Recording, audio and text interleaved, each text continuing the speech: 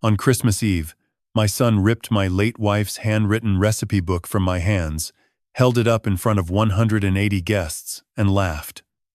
A cookbook from a bankrupt bakery? This is embarrassing. Then he shoved me toward the door and said, "You're worthless, Dad. You couldn't keep a shop alive. Don't pretend you belong in my world." I said nothing. I walked into the Nashville snow alone, but a man sitting in a chapel 3 blocks away already knew my name. "Hello, everyone. I am glad you are here. Before we dive into this story, help me out with something real quick.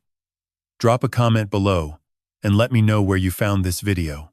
Was it the YouTube homepage, search, or did a friend recommend it? Every comment helps me understand you better. Also, a heads up, while this story includes creative elements crafted for storytelling and insight, any resemblance to particular individuals or places is unintentional. What matters most is the message you will take away. The valet attendant looked at my 2006 Ford F-150 the way you would look at a stray dog pulling into a country club. Behind me, a line of black Escalades, white BMWs, and a cherry-red Porsche Cayenne idled in the circular driveway of my son's Belmead mansion. I handed the kid my keys and watched his face shift from professional smile to something closer to pity. He was maybe 19. Probably made more in tips tonight than I spent on groceries last month. I reached across the passenger seat and picked up the gift. Brown paper wrapping. Not fancy. I could not find lavender paper at the Dollar General in East Nashville, so I used what I had. But inside that plain wrapping was everything I owned that mattered. My wife Diane's recipe book. 127 handwritten recipes, each page filled with her looping cursive, notes in red ink along the margins, flour stains on the corners that I swore still smelled like vanilla if you held the pages close enough. I had spent 2 months restoring it. New leather binding, her name embossed in gold on the cover, Diane Moretti. And beneath it, our son's name, Giovanni. She would have wanted him to have it. That is what I told myself as I climbed out of the truck and straightened my coat. A charcoal wool overcoat I had bought at Goodwill 3 weeks earlier, $11, because my old jacket had a tear in the elbow, and I did not want to embarrass Giovanni at his Christmas party. The mansion rose before me like something from a television show. A 2-story colonial revival, white columns, black shutters, a 12-foot Christmas tree visible through the front windows draped in gold and silver ornaments. Wreaths on every window. A string quartet played somewhere inside. The air smelled like pine garland, an expensive perfume. And underneath it, something roasting. Prime rib, maybe. The caterer's van was parked around back. I had seen the logo on the way in. A Nashville company that charged $15,000 for a single event. I stepped through the front door into a foyer with marble floors and a chandelier that looked like it cost more than my house. 180 guests filled the main floor. Business partners, restaurant investors, food critics, Nashville society, women in cocktail dresses that caught the light. Men in suits that fit like they were sewn onto their bodies. Champagne flutes everywhere. Laughter that sounded rehearsed. I knew no one. I spotted Giovanni across the room. 36 years old. Tall, dark hair swept back, wearing a fitted navy suit that probably cost $3,000. He stood near the fireplace with his wife Rachel, greeting guests with the easy confidence of a man who believed he had earned every square foot of this house. Rachel wore a red dress, simple but elegant. She saw me first. Something flickered across her face. Not quite a smile, not quite worry. She nudged Giovanni's arm. He turned. His eyes found me across the room, and for 1 second, just one, I saw something in his face that might have been the boy I raised. Then it was gone, replaced by something polished and distant. "Dad, you made it." He did not cross the room.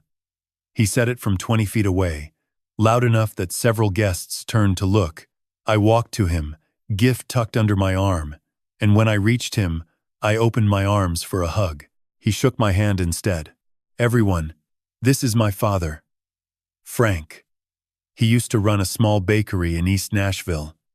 The word small landed like a stone. Used to landed harder. Rachel reached out and squeezed my hand. "Merry Christmas, Frank?" Her eyes held mine a beat too long, like she was trying to tell me something. I found a spot near the back wall and stood there. 2 hours. I held my gift and watched my son work the room like a politician running for office. He laughed with investors, clinked glasses with food critics, posed for photographs with his arm around colleagues. He never once looked back at me. A woman approached. Mid-50s, warm face, silver earrings shaped like magnolia leaves. "You must be Gio's father. I'm Celia. I live 2 streets over from your place in East Nashville." Celia Thornton. She had brought me a casserole after Diane died. I recognized her now. We talked for 10 minutes. She asked about the bakery, about how I was doing. It was the first real conversation I had all night. Around 9:30, Giovanni stepped onto the small stage near the Christmas tree. The music stopped. "Thank you all for coming tonight. Before we wrap up, let's open a few gifts." One by one, guests brought their presents forward. A case of $2,000 wine. A weekend at a Napa Valley resort. A leather briefcase with gold initials. Each gift met with applause, laughter, gratitude. Then Giovanni's eyes found me. And last, my dad. "Come on up, Pop." The word "Pop" sounded strange in his mouth, like a costume he had put on for the audience. I walked forward, my shoes, old Rockports I had polished that morning, clicked on the marble. I handed him the package. He unwrapped the brown paper slowly. The leather cover appeared. Diane Moretti. Giovanni Moretti. He opened it. I watched his face as he looked at the first page. Diane's handwriting. Her tiramisu recipe, written on their wedding anniversary 19 years ago, the margins filled with little hearts she had drawn in red pen. 3 seconds of silence. Then he looked up, and his expression was ice. A cookbook. He held it up so the crowd could see. From a bakery that went bankrupt. Nervous laughter scattered through the room. Some people shifted uncomfortably. Giovanni kept going, his voice louder now, playing to the audience. "This is what happens when a man who couldn't keep a shop alive tries to give gifts to people who actually built something." He closed the book, looked at me, and dropped it into the trash can beside the stage. The sound it made when it hit the bottom, that hollow thud of leather against metal, was the loudest thing I had ever heard. "You're worthless, Dad. You always were. A flower-covered failure." He stepped closer, his voice dropping to something only I in the front row could hear. "Don't come back." His hand found my chest and pushed. Not hard enough to be a punch, just hard enough to send a 66-year-old man stumbling backwards off the edge of the stage. I reached for the railing and missed. My left foot caught the top step. I went down.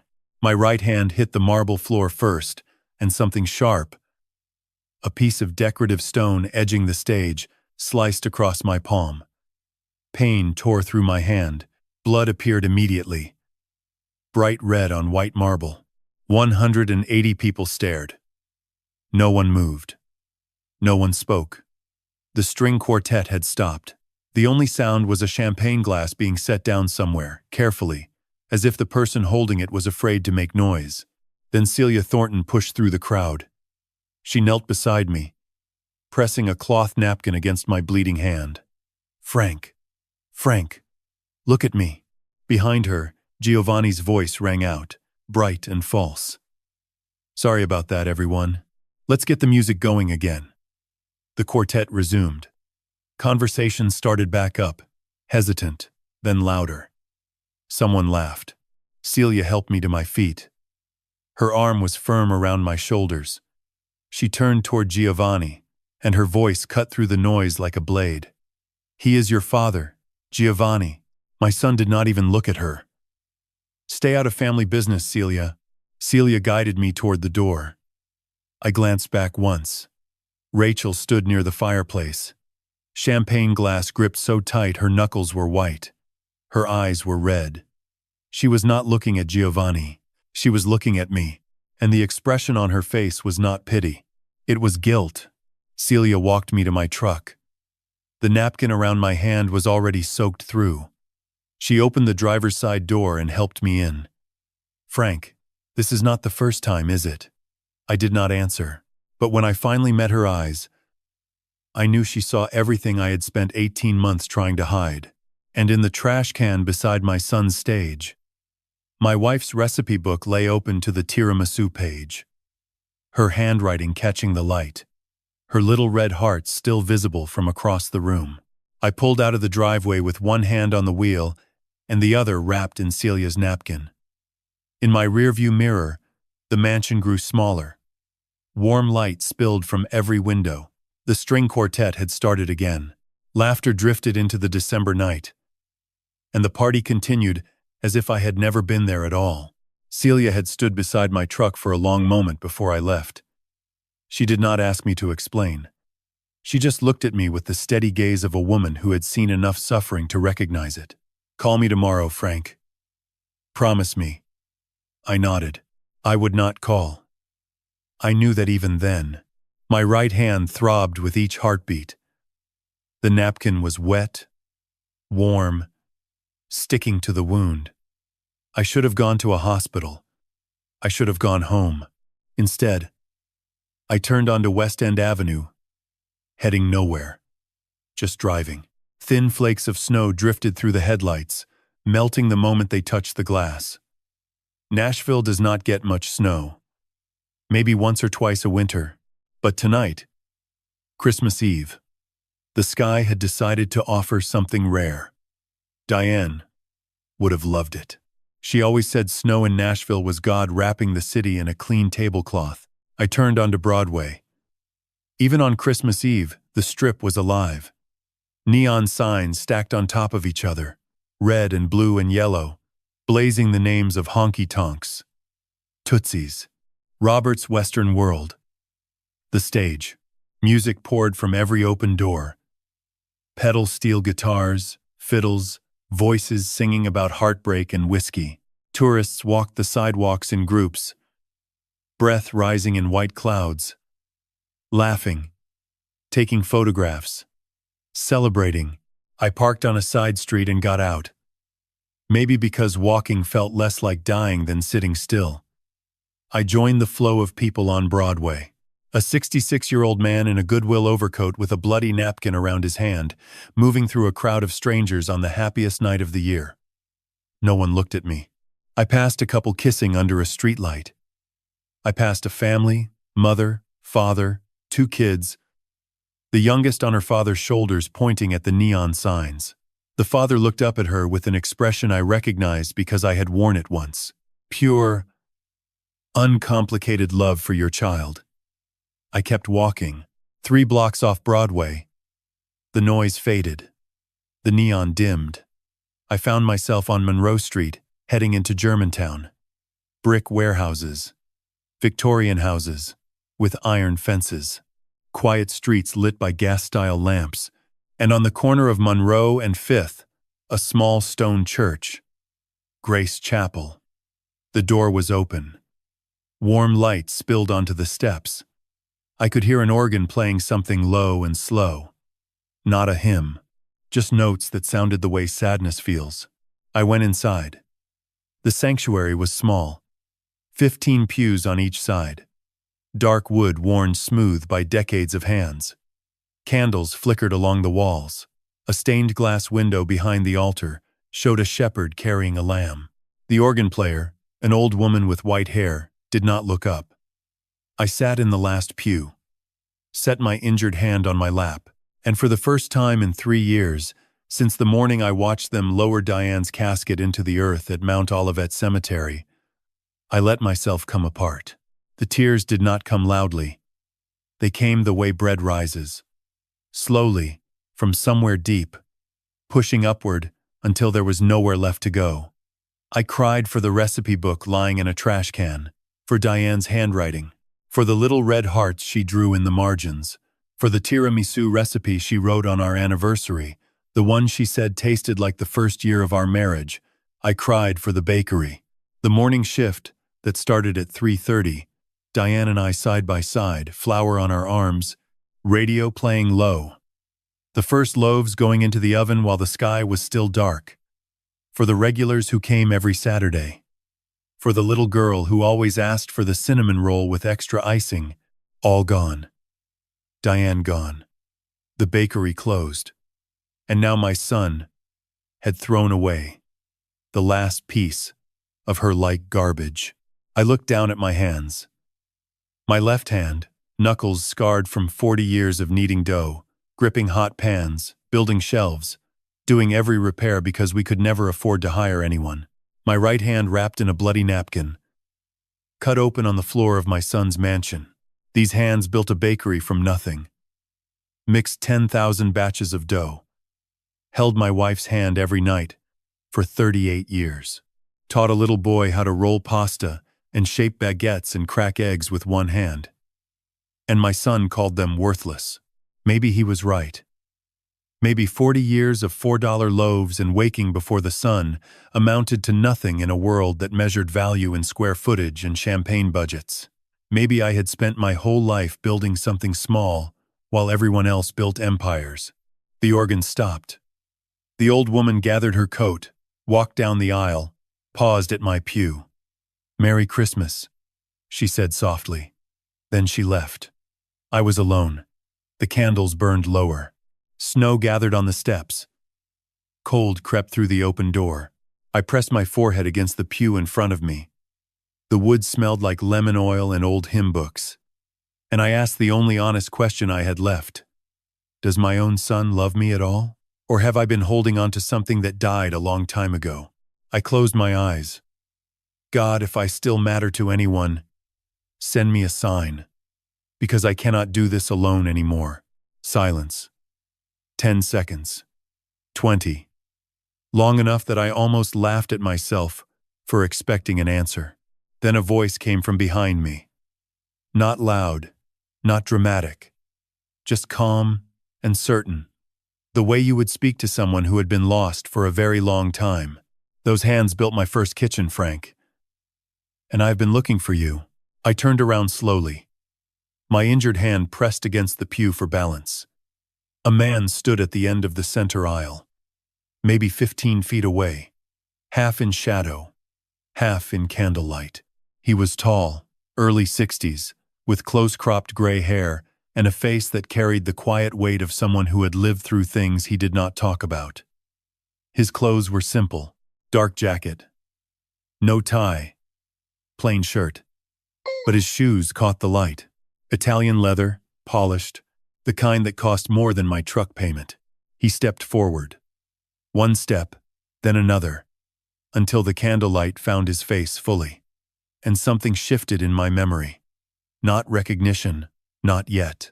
More like the feeling you get when a song plays that you have not heard in 20 years, and your body remembers before your mind does.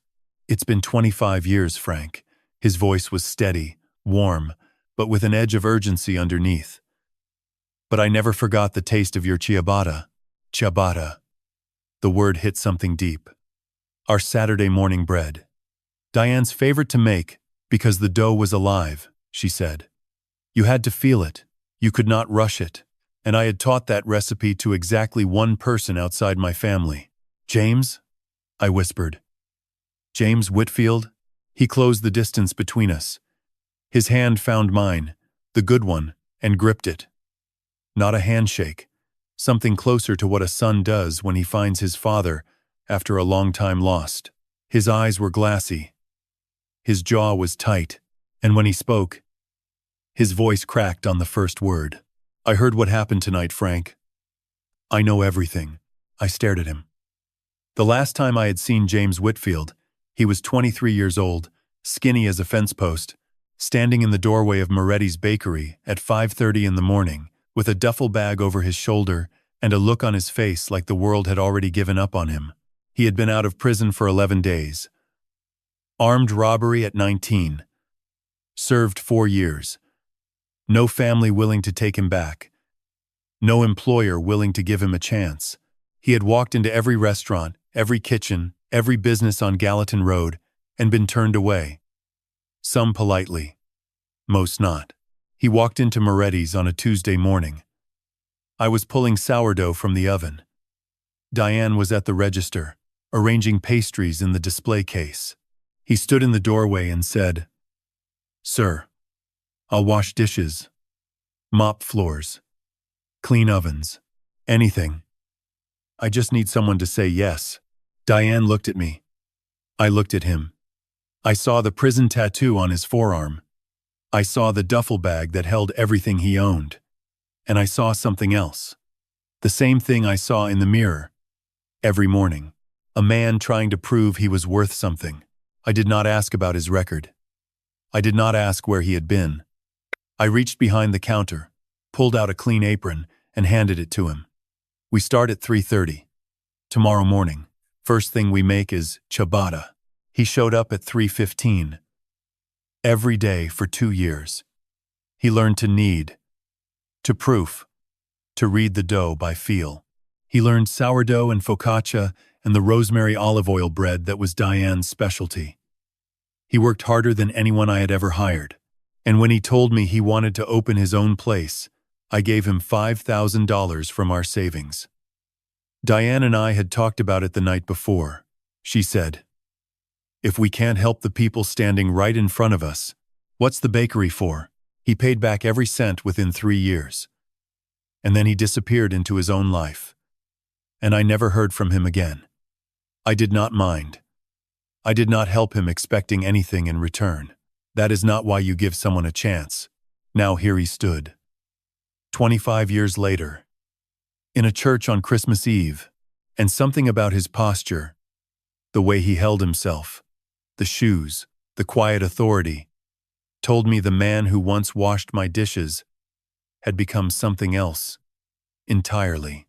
"James, what happened to you?" I asked. He almost smiled. "You happened to me, Frank. You and Diane. You gave me the recipe for my life. Not just the ciabatta." He paused. "I built a company. Whitfield Foods. Started with one restaurant. Now we supply ingredients to 6,000 locations across the Southeast." I blinked. Whitfield Foods. I had seen the trucks. Everyone in Nashville had seen the trucks. Green logo, wheat sheaf. The name printed on every delivery van that pulled up to restaurants across the city. That was James, the dishwasher from Moretti's. "I never told anyone where I started," he said quietly. "Never talked about prison or the bakery or any of it. I kept my head down and built something. But I never forgot where I came from." He looked at my bandaged hand. "And I never forgot who believed in me first." The candles flickered. Snow blew through the open door. I felt something loosen in my chest. A knot I had been carrying so long, I had forgotten it was there. "How did you find me tonight?" I asked.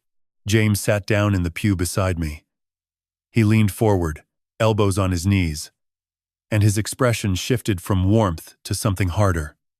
"I did not find you tonight, Frank. I have known about your situation for 4 months. Someone contacted me, someone close to your son." My stomach dropped. "Who?" He met my eyes. "Rachel, your son's wife." The name landed like a stone in still water. Rachel, standing by the fireplace, champagne glass gripped white-knuckled, eyes red, looking at me with an expression I had mistaken for pity but now understood was something else entirely. "Rachel contacted you?" My voice came out barely above a whisper. "Why?" "Because she found things, Frank. Documents, bank records, forged signatures. Things your son has been hiding from you and from her. She could not go to the police. She was afraid. So she found me." He paused. She said, "Frank is the only real father my children have ever known. I will not let Gio destroy him." I could not speak. The church felt smaller. The candles burned lower, and the man who had once stood in my bakery with nothing was now sitting beside me, telling me that my own son had been stealing from me, lying to me, and that the one person trying to stop it was the daughter-in-law I barely knew. James stood. He reached into his jacket pocket and pulled out a key fob. Not a Ford key. Something heavier, sleeker. I have a car outside. There are people waiting who can help you. A lawyer. An investigator. Evidence you need to see. He extended his hand. Frank, you gave me a chance when the whole world said I was not worth one. Let me do the same for you. I looked at his hand. Then at the stained glass shepherd carrying his lamb. Then back at James. Where are we going? I asked. Somewhere safe. I will explain everything. I promise. I stood. My legs felt unsteady. I took his hand, and he pulled me up gently, the way you lift something fragile that still has value. We walked out of Grace Chapel together, into the Christmas Eve snow. A dark Range Rover idled at the curb, headlights cutting through the flurries. I looked back at the church one last time. The candles still burning. The shepherd still carrying his lamb. For 3 years, I had walked through every door alone. Tonight, for the first time since Diane died, someone was walking beside me, and I had no idea what waited on the other side. The Range Rover moved through Nashville in silence. James drove with both hands on the wheel. I sat watching the city pass through tinted glass. Christmas lights hung from every lamppost. Carolers stood on a corner near the Ryman Auditorium, mouths open in song I could not hear through the sealed windows. The world outside felt like a television playing on mute. James turned onto Union Street and pulled into a private entrance on the side of a building I recognized immediately. The Hermitage Hotel. I had been here before. Not as a guest. 20 years ago, when Moretti's was still open, we had a standing delivery contract. Every Saturday morning, 4 dozen ciabatta rolls, 3 dozen croissants, 2 dozen rosemary focaccia. I would load the trays into my van at 4 in the morning and drive downtown in the dark. The kitchen staff met me at the service entrance. I never saw the lobby. Never saw a guest room. Never walked through the front door. Tonight, James pulled up to the front. A valet appeared instantly. No ticket, no waiting. We walked through the lobby. Marble floors, dark wood paneling. A ceiling painted with clouds and angels I had read about but never seen. The elevator took us to the top floor. James swiped a key card and opened the door to a suite larger than my entire apartment above the bakery. Living room with leather furniture, a fireplace already lit, kitchen with granite countertops, and a wall of windows overlooking downtown Nashville. The state capitol glowed gold against the night sky. Beyond it, the Cumberland River reflected city lights like scattered coins. I pressed my good hand against the glass. I used to deliver bread here. Never thought I would sleep here. This is yours for as long as you need it, James said. I booked it 3 days ago. I turned. 3 days ago? Before the party? Rachel told me Giovanni had been escalating, getting more desperate. She was afraid of what he would do tonight. Before I could respond, a knock at the door. James opened it. An older man stepped in, silver hair, kind face, leather medical bag. Frank, this is Dr. Alan Shepard. I blinked. You arranged a doctor on Christmas Eve. I arranged everything. Dr. Shepard sat beside me at the dining table and unwrapped Celia's napkin carefully. The fabric stuck to the wound. He examined the cut under a small lamp. Glass laceration, about 1.25 inches. Needs stitches. Another fraction deeper, and we would be talking about tendon damage. Antiseptic that burned. Local anesthetic. 3 stitches, small and precise. Clean white gauze wrapped firmly. He studied my face. Abrasions on your right temple. Did you hit your head when you fell? I touched the spot. Tender. I had not noticed. I think so. I want imaging tomorrow. Head injuries at your age. We do not take chances. I am fine. Really. You are getting the scan, Pop. The room went still. James had said it so naturally, like the word had been waiting in his mouth for years. Pop. The name. The regulars at Moretti's used to call me. The name Diane used when she teased me in front of customers. The name I had not heard since the bakery closed. Neither of us acknowledged what he had just said, but I felt it land somewhere in my chest, warm and unexpected, like finding a loaf still hot inside a cold oven. Dr. Shepard packed his supplies, left pain medication on the table, and shook my good hand. The door clicked shut. Silence filled the suite. The fireplace crackled. And then, I noticed them. 2 people sat in the living area. They had been there the entire time. Quiet. Waiting. A woman on the leather couch, early 50s, charcoal suit. Posture straight as a blade, a briefcase beside her, and a file folder on her lap. So thick, it bent under its own weight. A man near the window, mid-40s, jeans and dark jacket. Laptop bag over one shoulder. James gestured toward them. Frank, this is Elena Voss, attorney specializing in elder abuse, one of the best in Tennessee. And this is Marcus Cole, former FBI, private investigator. He has been working for me since August. Elena stood and extended her hand. Her grip was firm, her eyes sharp but not unkind. Mr. Moretti, I am sorry we are meeting under these circumstances. Marcus nodded from across the room. Sir, I looked at the 3 of them. A billionaire who once washed my dishes. A lawyer specializing in crimes against the elderly. A former federal agent, all standing in a 5-star hotel suite on Christmas Eve, waiting for me. Why? The word came out smaller than I intended. Why all of this, James? We have not spoken in 25 years. You do not owe me anything. I gave you a job and a loan. That is what people do. James walked toward me slowly. His voice was thick in a way I had not heard before. That is not what people do, Frank. That is what you do. You and Diane. Everyone else in this city looked at me and saw an ex-convict. You saw a baker who had not started yet. He stopped in front of me. You gave me the recipe for my life. Not just the ciabatta. The whole thing. Work hard, be honest. Take care of the people in front of you. I built a billion-dollar company on those 3 rules. Your rules. His hand found my shoulder.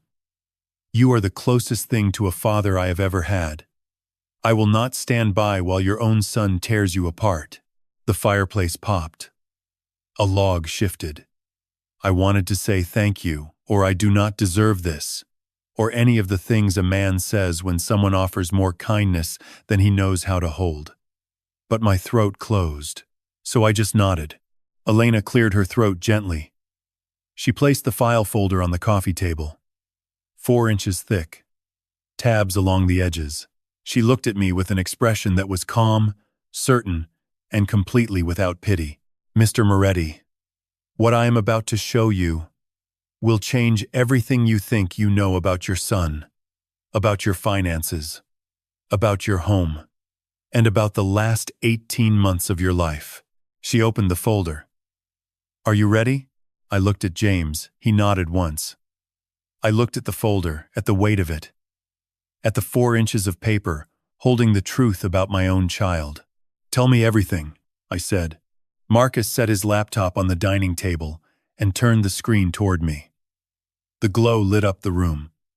Elena moved from the couch to the chair beside me, file folder open, pen in hand. James stood near the window, arms crossed, watching. He had seen all of this before. I had not. The first thing I saw was a spreadsheet. Rows of numbers, columns of dates, categories highlighted in yellow and red. At the top, in bold type, a name I recognized but barely connected to my own family. Ashworth Dining Group. Financial analysis. Prepared by David Reeves. Certified public accountant. And beneath it, in red letters, a number that made my stomach drop.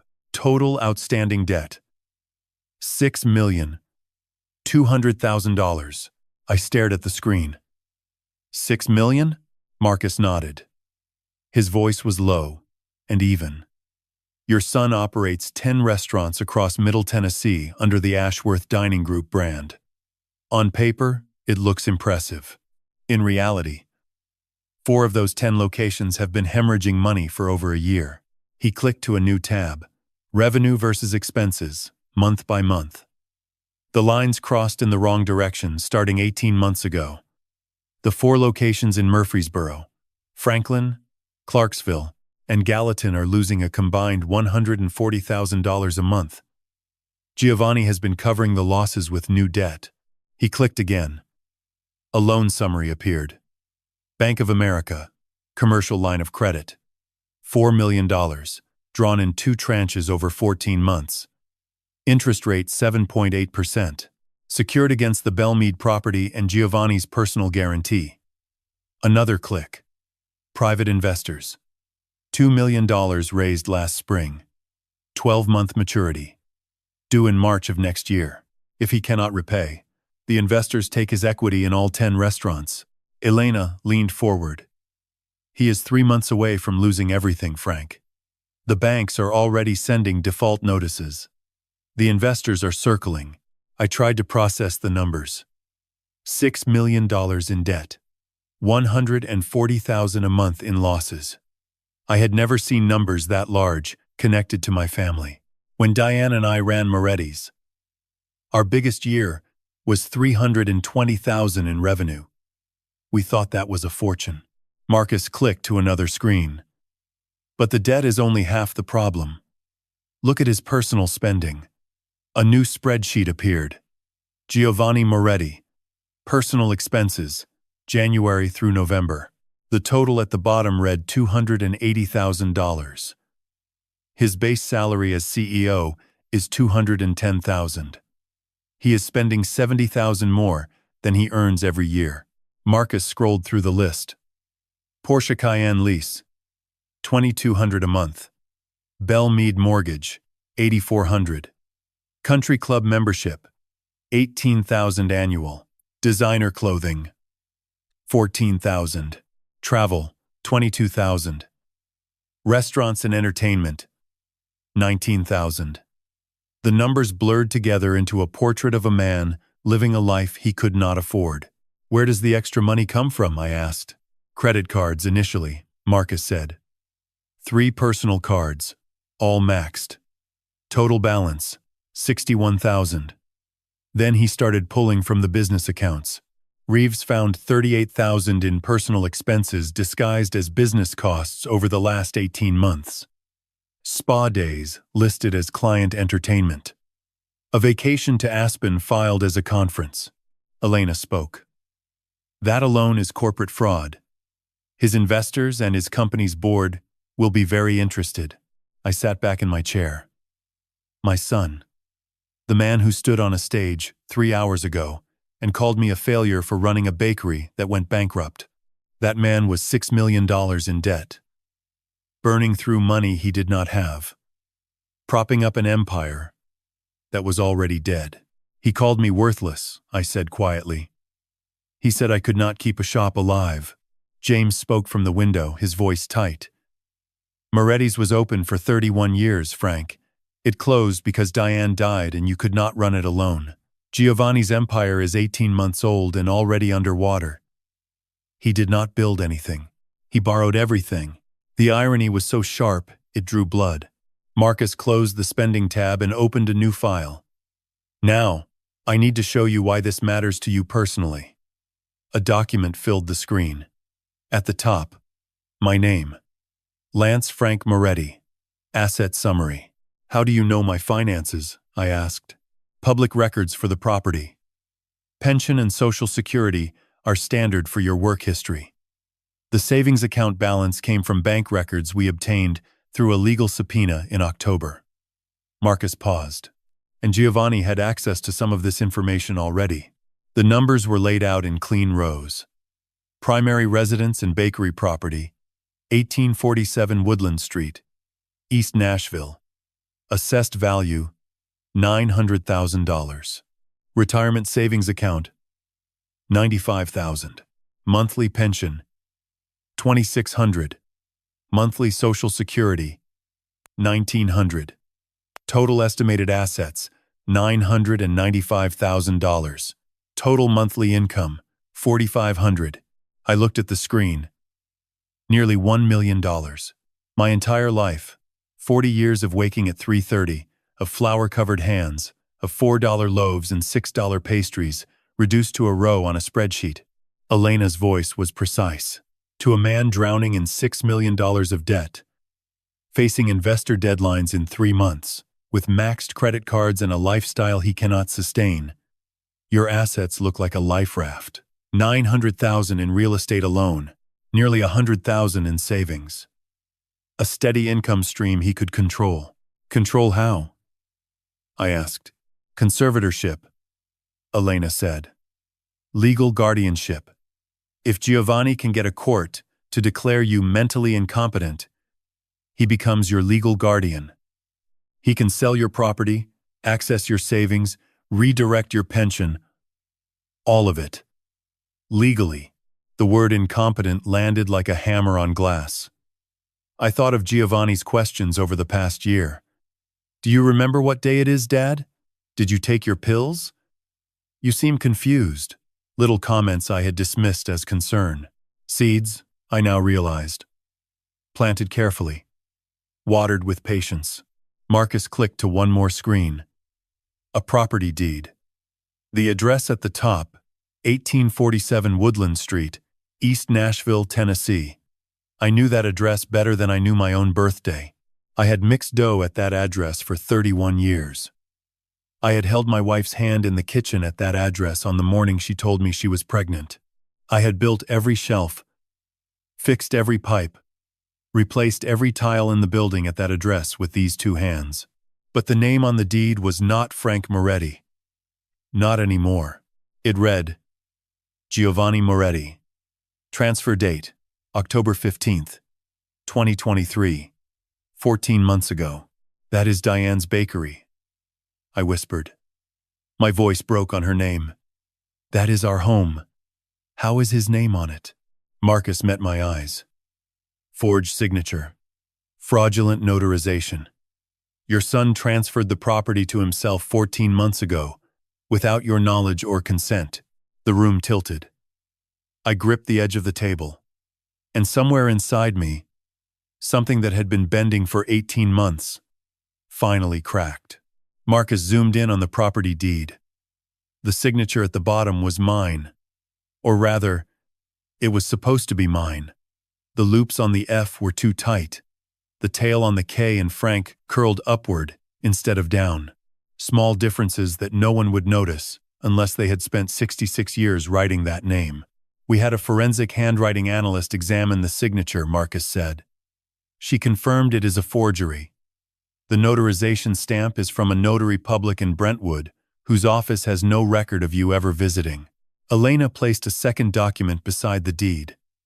A purchase agreement, unsigned but drafted, between Giovanni Moretti and a commercial real estate developer called Apex Urban Partners. The proposed sale price for 1847 Woodland Street was $910,000. The closing date was set for February 15th of next year. 7 weeks from now. He was going to sell the bakery, I said. The words tasted like ash. He was going to demolish it, Marcus corrected quietly. Apex Urban Partners specializes in mixed-use development. Condominiums, with ground floor retail. East Nashville has been gentrifying rapidly. Your block alone has seen property values increase 260% in the last decade. The bakery building, the lot, the location. It is worth nearly $1 million to the right buyer. I thought about the building. The front counter Diane and I had built together from reclaimed barnwood. The brick oven I had installed myself over 3 weekends in 1992, burning my forearms on the mortar. The chalkboard menu where Diane wrote the daily specials in her looping handwriting, different colored chalk for each category. Breads in white, pastries in yellow, the Saturday special in pink. That chalkboard was still hanging when I locked the door 3 years ago. I could not bring myself to erase her writing, and my son was going to tear it all down for condominiums. Elena let the silence sit for a moment. Then she spoke. The forged deed is a felony. Fraudulent transfer of property. But Frank, it is part of a larger pattern. She nodded at Marcus. Show him the tax records. Marcus opened a new file. The header read, Internal Revenue Service. Account transcript. Frank Moretti. But something was wrong. The numbers did not match anything I remembered. 12 months ago, Marcus began. Giovanni introduced you to a woman named Karen Holloway. He said she was an accountant who could help you with your taxes. I remembered. December of last year. Giovanni had come to the apartment, sat at my kitchen table, said he was worried about my finances, said he had heard the IRS was cracking down on small business owners who had closed without properly filing final returns, said he knew someone who could help. A professional. Someone who would make sure I was not in trouble. Karen Holloway had come to my apartment the following week. Short woman, mid-40s, glasses, a briefcase full of forms. She had sat at the same kitchen table and spent 2 hours going through papers. When she left, she told me I owed the IRS $45,000 in back taxes and penalties from Moretti's final operating years. $45,000. The number had made me dizzy. I could not sleep that night. Or the next. I had called Giovanni in a panic at 6 in the morning. He had been calm, reassuring. Do not worry, Dad. We will figure this out together. Let me help. The IRS debt is fabricated, Marcus said. His voice was flat, factual. We pulled your actual IRS transcripts through a legal subpoena. Your tax filings from Moretti's final years are clean. No outstanding balance. No penalties. No back taxes. Zero. I stared at him. Zero? Karen Holloway created false documents designed to look like IRS notices. She is not a certified public accountant. She is a bookkeeper with a suspended license who Giovanni found through a business associate. He paid her $8,000 to fabricate the tax debt and present it to you as real. $8,000 to convince me I owed $45,000 that did not exist. The mathematics of deception. I believed her, I said. My voice sounded far away, like it belonged to someone else. I believed all of it. I could not sleep. I stopped eating properly. I thought I was going to lose the apartment. I thought they were going to put me in prison. Elena's expression softened, but her voice remained steady. That was the point, Frank. Giovanni needed you afraid. Afraid enough to give him access to your money. I knew what came next before Marcus said it. Because I remembered the conversation. February of this year. Giovanni at my kitchen table again, coffee in hand, voice gentle. Dad, let me help you manage this. If you add my name to your savings account, I can make the payments to the IRS for you. Installments. Less stress on you. I had signed the paperwork at a Chase Bank branch in Germantown. The banker had explained that as joint owner, Giovanni would have full access. Giovanni had squeezed my shoulder. Just for the tax payments, Dad. Nothing else. Marcus pulled up the bank statements. Chase savings account, jointly held. Frank Moretti and Giovanni Moretti. Opening balance in February, $95,000. He scrolled down through 12 weeks of transactions, each one highlighted in yellow. February 28th. ATM withdrawal, Brentwood. $4,800. March 7th. Check number 1041. Payable to cash. $6,200. March 19th. Wire transfer to Apex Urban Partners. $5,500. April 2nd. ATM withdrawal, Bell Mead. $4,200. The list continued. 12 withdrawals, over 12 weeks, each one between $3,000 and $6,500. Total withdrawn, $52,000. He told me it was going to the IRS, I whispered. He said they required installment payments. He showed me what looked like confirmation letters. Those letters were fabricated by Karen Holloway, Marcus said. The money went to 3 places. $22,000 to Giovanni's personal checking account, $18,000 to Apex Urban Partners as a deposit on the bakery sale, and $12,000 to a doctor we will discuss next. I stood up. My chair scraped against the hardwood floor. I walked to the window and pressed my forehead against the cold glass. Downtown Nashville glittered below, beautiful and indifferent. He did not just steal my money, I said. My voice cracked, but I did not care anymore. He stole my peace. For 8 months, I believed I owed the government $45,000. I kept a notebook by my bed. Every dollar I spent, every bill I paid, written down because I was terrified of falling further behind. I stopped buying groceries I needed. I skipped medication refills because I thought I could not afford them. I lay awake at 3 in the morning running numbers in my head, trying to figure out how a retired baker was going to pay a debt that would take me 10 years to clear. I turned around. James had not moved from the window. Elena sat still, pen frozen over her notepad. Marcus watched me with the steady expression of a man who had heard stories like this before but had not grown numb to them. And it was all a lie, I said. Every sleepless night, every skipped meal, every moment I spent thinking I was a failure who could not even handle his own taxes. All of it. A lie. Silence held the room. Then Marcus spoke. There is more, Frank. His voice was quiet. Your son did not just want your money and your property. He wanted something that would give him legal control over everything. Your finances, your health decisions, your entire life. He pulled up a new screen. An email chain. The subject line made my blood go cold. Dad's evaluation. What evaluation? I said. I never had any evaluation. Marcus met my eyes. That is exactly the point. Marcus clicked open the email chain. 3 messages. Sender: Giovanni Moretti. Recipient: Dr. Samuel Chen, MD. The first was dated April 12th of this year, 8 months ago. I read it slowly. Each word precise and calculated. Written with the care of a man who understood exactly what he was asking for. Giovanni wrote that he hoped Dr. Chen was doing well. He said he needed help with something sensitive regarding his father, Frank Moretti, age 66. He explained that I had been showing signs of memory loss and confusion. He said I had left the stove on twice, that I had forgotten appointments, that I got lost driving to the grocery store. He said he was genuinely worried about me living alone and asked if Dr. Chen could perform a psychiatric evaluation, just to make sure I was okay, just to see if I needed support. I looked up from the screen. None of that happened.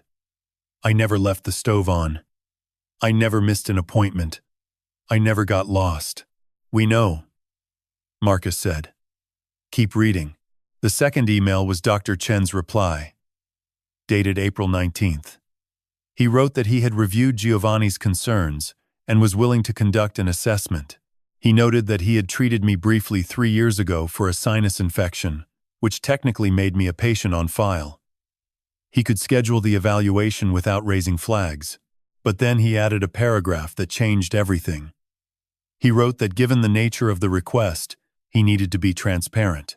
He said that a formal cognitive evaluation typically required in-person testing, standardized instruments, and multiple sessions. If Giovanni was looking for documentation that would support a specific legal outcome, that was a different conversation. And a different fee. Elena leaned forward.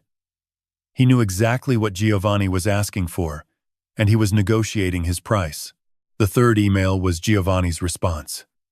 Sent the same night at 11:42. The tone had changed completely. No more concerned son. No more gentle language. Giovanni wrote that he needed the diagnosis. Not a maybe. Not a recommendation for further testing. He needed documentation stating that I had diminished mental capacity, early-stage dementia, cognitive decline requiring supervised care. He needed it in writing, on official letterhead, signed and dated. Then Giovanni mentioned something from Dr. Chen's past. A malpractice complaint filed 4 years ago by a patient's family. The complaint had been settled quietly. No public record. No formal discipline. But Giovanni had found it. He wrote that he knew about the settlement. He said he was not threatening anything, but he wanted Chen to understand the full context of the situation. And then the number. $12,000. Cash or wire transfer. Giovanni's choice of payment method for Chen. The final line read, "Think about it. But do not take too long." I sat in the chair and felt something drain out of me. Not anger. Something deeper. The last trace of doubt that my son might have a reason. An explanation.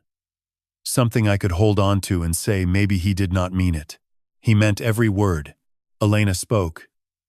Her voice calm and measured. Blackmail, combined with bribery. Both felonies under Tennessee law. Marcus pulled up one more document. Official letterhead. Dr. Samuel Chen, M.D. Tennessee medical license number printed at the bottom. 8 pages long. Dated April 29th. Patient name. Frank Moretti. He scrolled through it slowly. The report claimed I presented with signs of early-stage cognitive decline, likely Alzheimer's type. It said memory impairment was evident during testing. It claimed I was unable to recall 3 words after a 5-minute delay. It stated I exhibited confusion regarding recent events and demonstrated poor judgment in financial matters. The conclusion read that my decision-making capacity was significantly diminished. The recommendation, conservatorship warranted to protect patient from self-harm and financial exploitation. I never took those tests, I said. My voice came out shaking.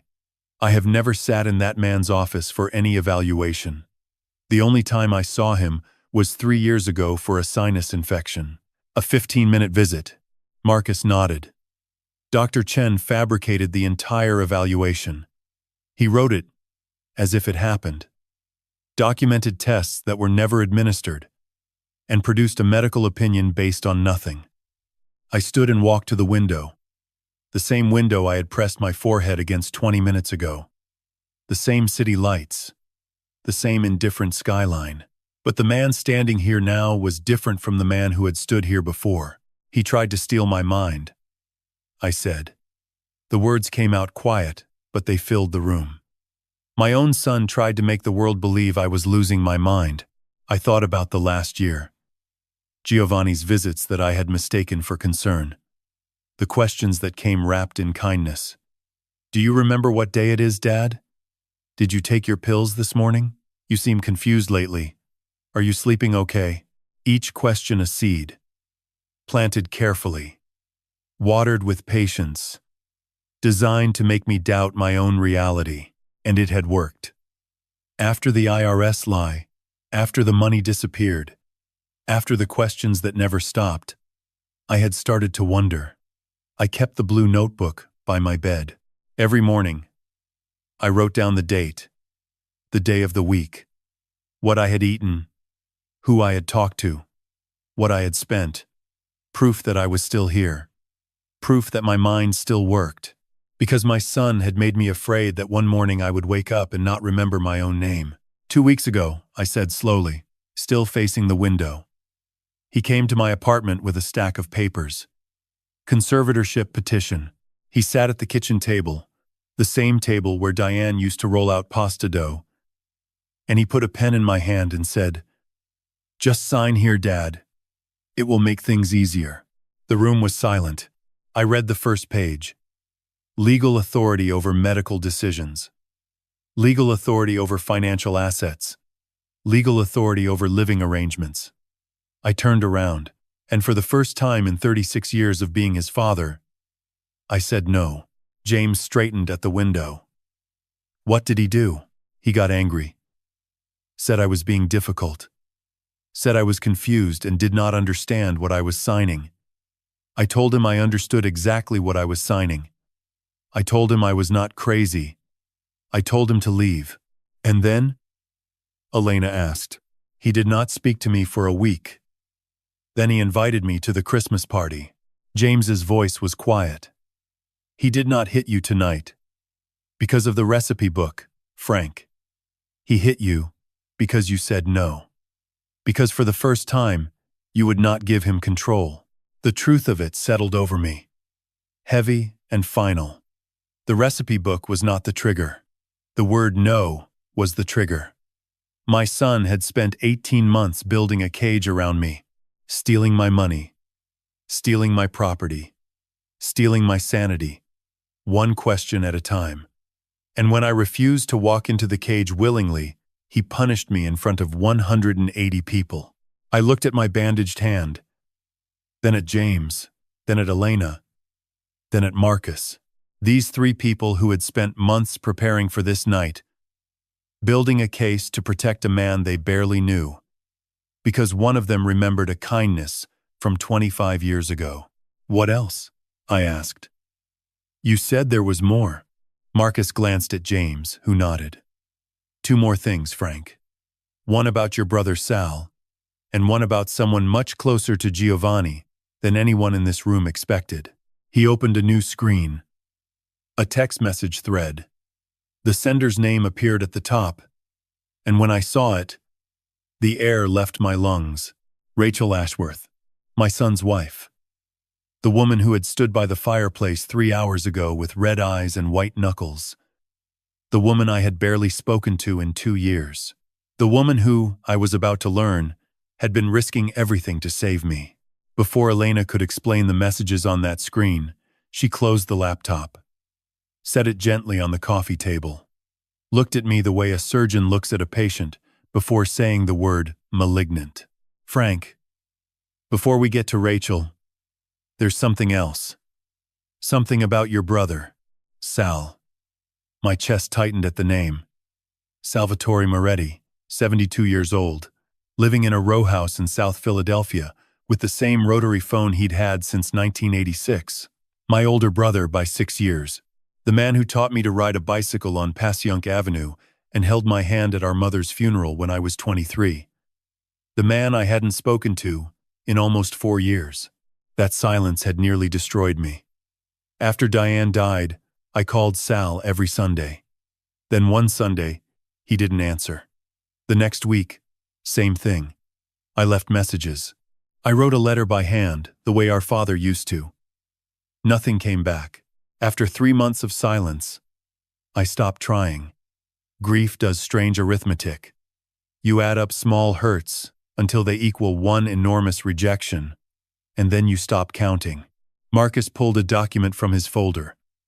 A phone log. Sal's landline records going back 4 years. Your brother never stopped calling you, Frank. Rows and columns. Dates and numbers. Sal had called my cell phone 114 times in the first year after Diane's death. Every single call had gone to voicemail. I never received one.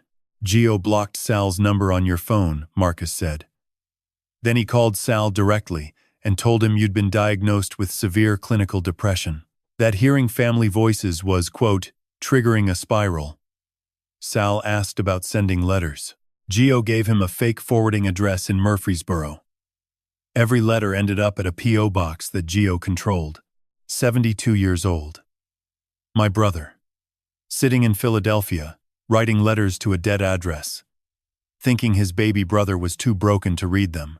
We contacted Sal last Tuesday. Elena said. Marcus flew to Philadelphia personally. When I told him the truth, he sat in his kitchen for 10 minutes without a word. Then he said, "Oh my God. He lied to me. That boy lied to me."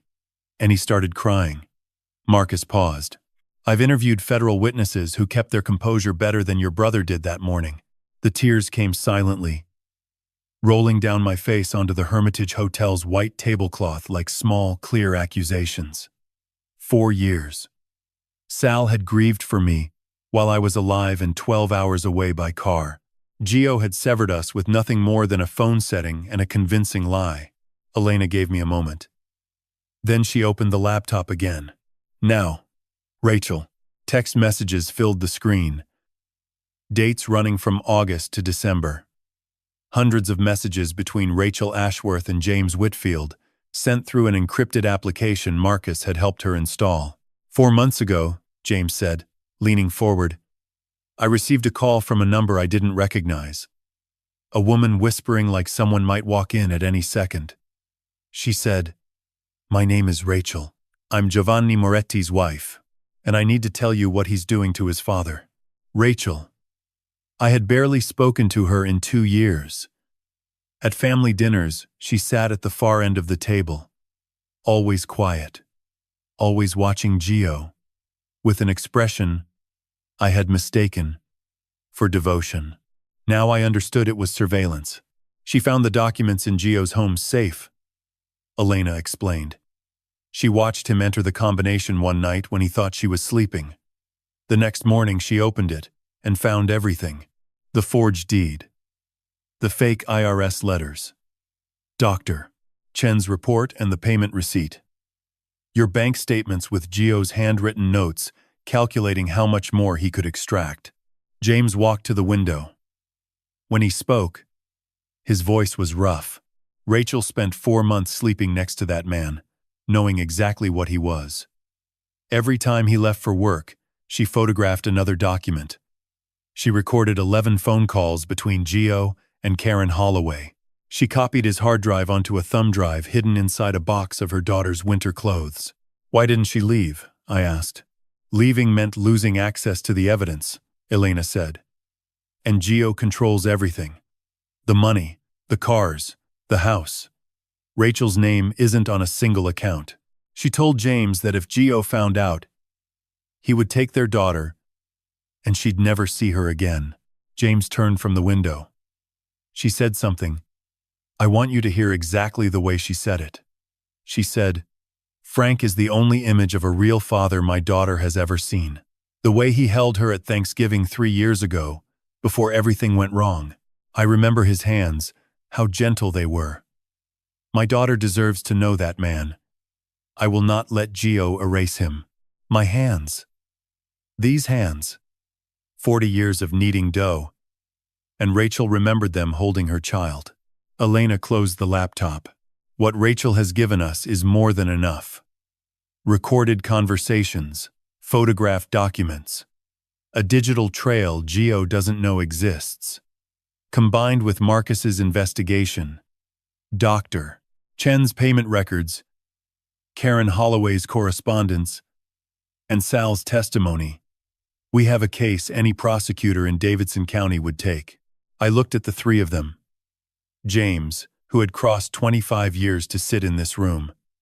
Elena, whose eyes held the calm fury of someone who knew exactly how to dismantle this kind of cruelty. Marcus, who had flown to Philadelphia to make an old man cry with the truth. And Rachel, not here but present in every document on that laptop. A 33-year-old woman hiding thumb drives in children's clothing, whispering into phones. What happens now? I asked. Elena folded her hands on the table. Now we prove you're sane. Then we prove Gio is guilty. That night, after James said goodnight, after I turned off the lamp and lay listening to the distant sound of Broadway through double-paned glass, I realized something. I was not afraid. For the first time in 3 years, I did not wonder what tomorrow would take from me. The fear that had lived in my chest like a second heartbeat was quiet. I thought of Sal in Philadelphia, of Rachel in Belle Meade, of the invisible threads Gio had cut one by one, believing isolation was permanent. He had not counted on blood. December 26th was 7 hours away. And somewhere in this city, an appointment had been made at Vanderbilt Medical Center that would change everything. I woke to silence. Not the silence of an empty apartment where the walls remember arguments, but the deep, clean silence of a hotel room where someone had drawn the curtains the night before and left a glass of water on the nightstand. December 26th, 6:42 in the morning. The first morning in 3 years I opened my eyes without dread. James had a car waiting downstairs at 7:30. A black sedan with tinted windows and a driver who nodded once and said nothing. Elena sat in the back seat already, a leather briefcase across her lap, reviewing documents. She looked up when I climbed in. "How did you sleep?" "Like a man who just found out he still has a brother." She almost smiled. Almost. Vanderbilt University Medical Center sits on 21st Avenue South, a complex of buildings that looks like a small city inside a city. We entered through a side entrance. No waiting room. No clipboard with 30 questions about insurance. Elena had arranged everything in advance. A private consultation with Dr. Miriam Lawford, director of the neuropsychology division, who had cleared her morning schedule for what Elena described on the phone as a matter of considerable legal urgency. Dr. Lawford was a tall woman with silver-streaked hair pulled back in a clip and reading glasses perched on a chain around her neck. She shook my hand firmly, looked me in the eye for 3 full seconds, and said, "Mr. Moretti, I understand someone has questioned your cognitive fitness. I'm going to give you the most thorough evaluation I can. It will take approximately 90 minutes. Are you comfortable with that?" 90 minutes. Gio's doctor had spent 45 with me, most of it asking how I felt about Diane's death. "Yes, ma'am," I said. She led me to a quiet room with a table, 2 chairs, and nothing on the walls except a clock. Elena and James waited outside. For the next hour and a half, Dr. Lawford walked me through what she called a comprehensive neurocognitive battery, word recall lists, pattern recognition sequences, a test where she read me a short story and asked me to repeat it back, first immediately and then again 30 minutes later, arithmetic problems that started simple and grew complex, a drawing exercise where I copied geometric figures, questions about current events, dates, the names of public officials. Some of it was easy. Some of it required me to concentrate harder than I had in years. There was a section where she gave me a category, animals, and asked me to name as many as I could in 60 seconds. I got 23. She wrote the number down without expression. Near the end, she placed a pencil and a blank sheet of paper in front of me. "Draw a clock face, showing 10 minutes past 11. I drew the circle, placed the numbers, set the hands at 11 and 2. My hand was steady. The circle was clean. When it was over, Dr. Lawford asked me to wait while she scored the results. I sat in that room for 20 minutes, with the clock on the wall ticking, and my heart doing something it hadn't done in a long time, hoping. She returned with a manila folder and sat across from me. "Mr. Moretti, your total score on the neurocognitive battery is 139 out of 144. She paused to let the number settle. For context, the average score for a man your age is between 115 and 125. You scored in the 97th percentile. Your memory recall is exceptional. Your executive function, which is the area most commonly affected by early-onset dementia, is completely intact. 139. I repeated the number in my head. 139. There is no clinical basis whatsoever for a diagnosis of cognitive decline, she continued. None.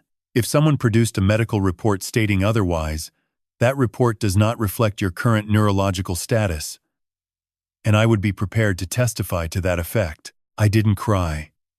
I had done enough crying in the past 12 hours.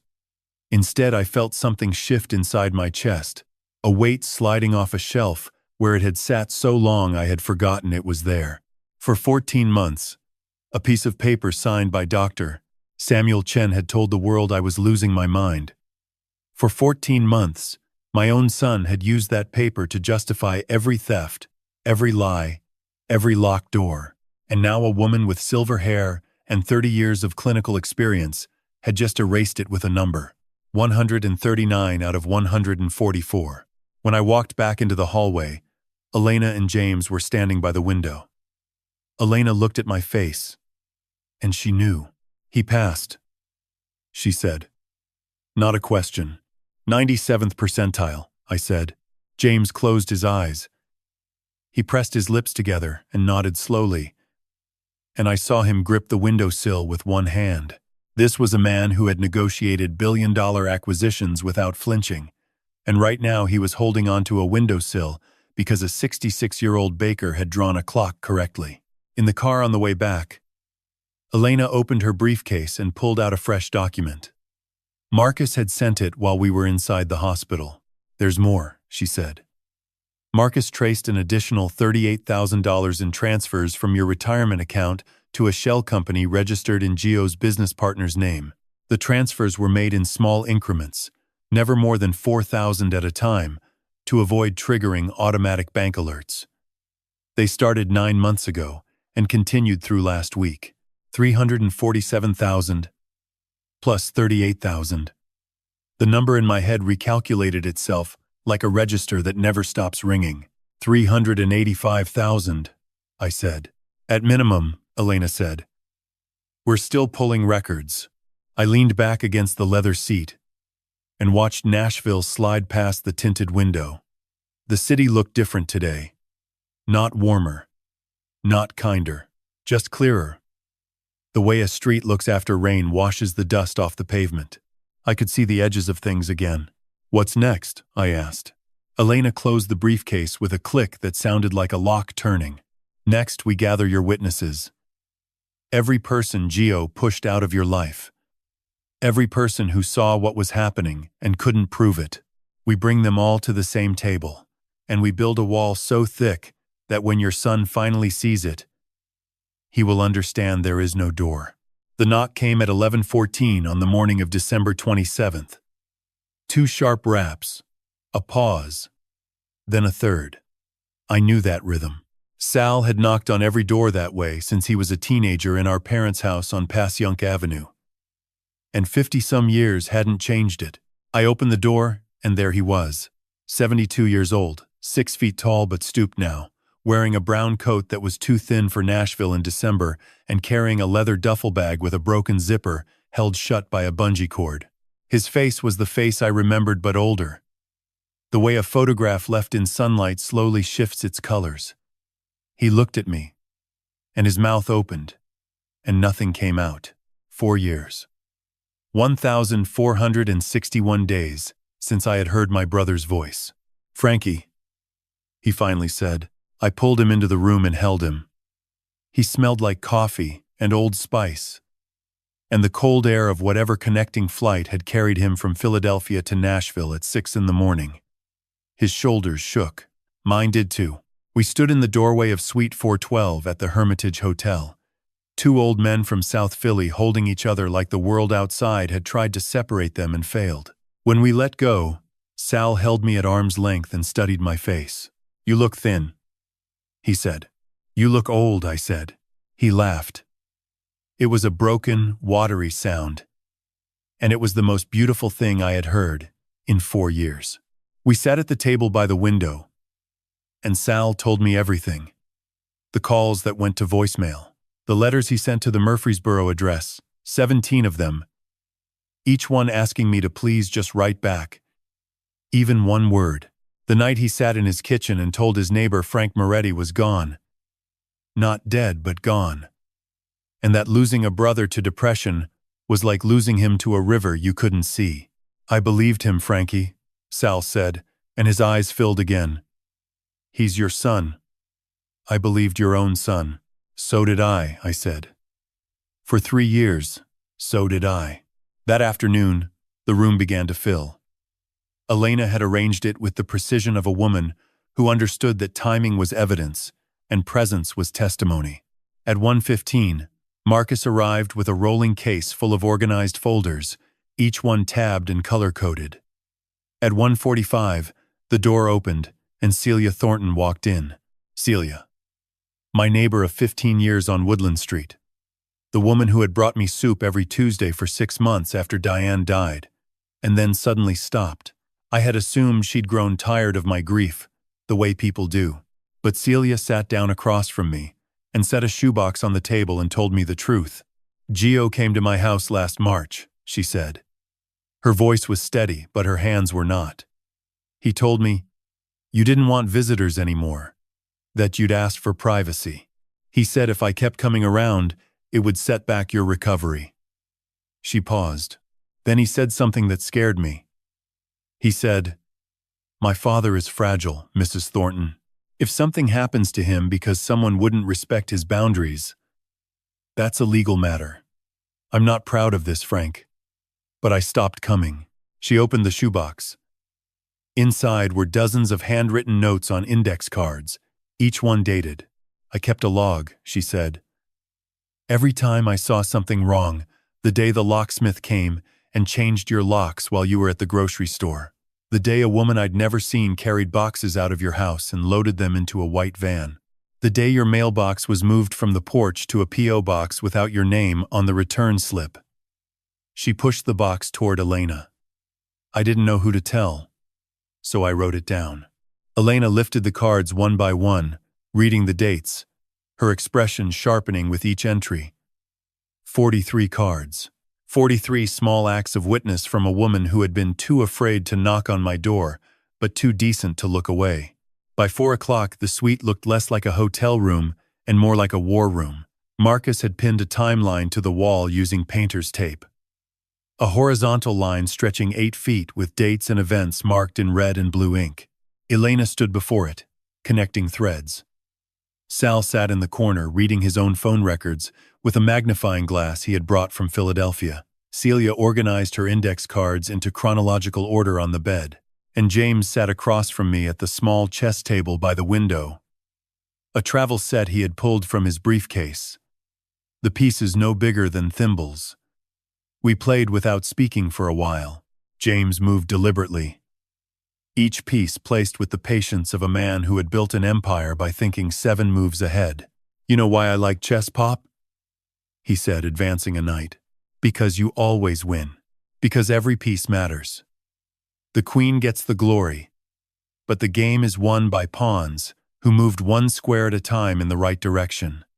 He looked up from the board. "Rachel is a pawn who moved 1 square at a time for 4 months. Celia is a pawn who wrote 43 index cards. Sal is a pawn who got on a plane at 5 in the morning with a broken duffel bag. Pawns win games. Pop." Gio forgot that. I moved my bishop. James studied the board and nodded slowly, as if the position confirmed something he had already suspected. "Elena wants to do this publicly," he said. "Not a courtroom. Something Gio can't control, can't spin, can't buy his way out of. She has a venue in mind." "Where?" James captured my rook and set it beside the board with a quiet click. "The Country Music Hall of Fame. December 30th. Gio's own charity gala." He met my eyes. "We walk into his house, Frank, and we burn it down with the truth." I looked around the room. Sal with his magnifying glass. Celia with her shoebox. Marcus with his timeline.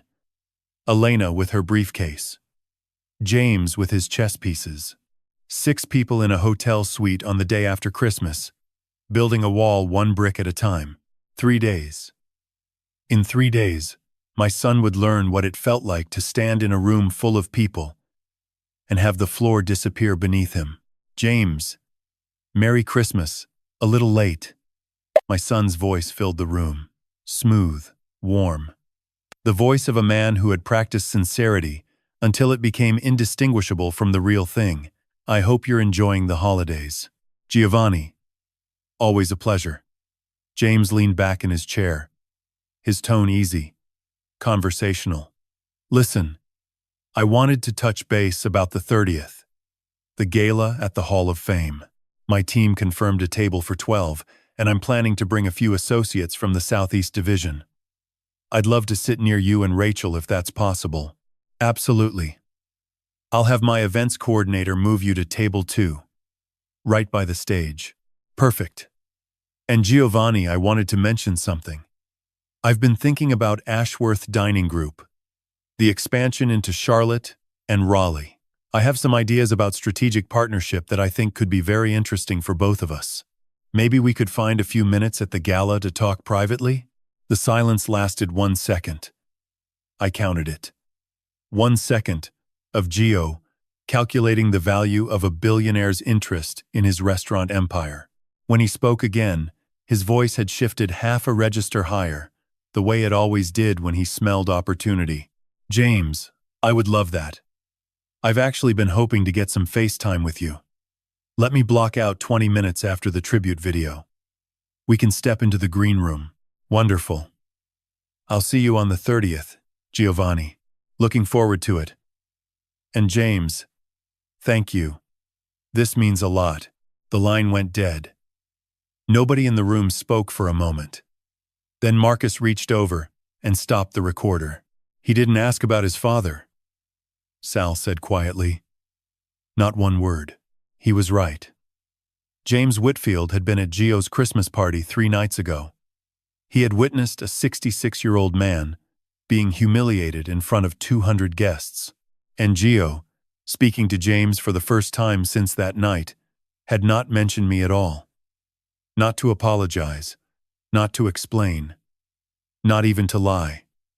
I simply did not register in his calculation. Elena spent the rest of that day turning the hotel suite into a courtroom. She pinned enlarged photographs of every forged document to the wall beside Marcus's timeline. She printed transcripts of Rachel's recorded phone calls and highlighted key passages in yellow. She organized the evidence into a sequence she called the architecture of exposure. Each revelation designed to build on the one before it. Each one removing another exit from the room. "The gala has 320 confirmed guests," Elena said, standing before the wall like a professor before a lecture hall. "Nashville's business community, media, city council members, 2 state senators. Gio chose this event because visibility is currency for him. He feeds on public image. That's exactly why we do this here. You don't expose a man like Giovanni Moretti in a courtroom where he can delay and deflect for months. You expose him in the room he built to worship himself." She walked us through the plan. At 8:45, after the tribute video and before the live auction, James would take the stage. He would thank Gio publicly for the invitation. He would praise the Ashworth dining group, and then he would introduce a short presentation that he described as a personal story about family and gratitude. That presentation would be the evidence. Every slide, every document, every recording, projected on a 20-foot screen in front of 320 people who had come to celebrate Giovanni Moretti. "Rachel will be seated beside Gio at table 1, Marcus said. "She knows the timeline.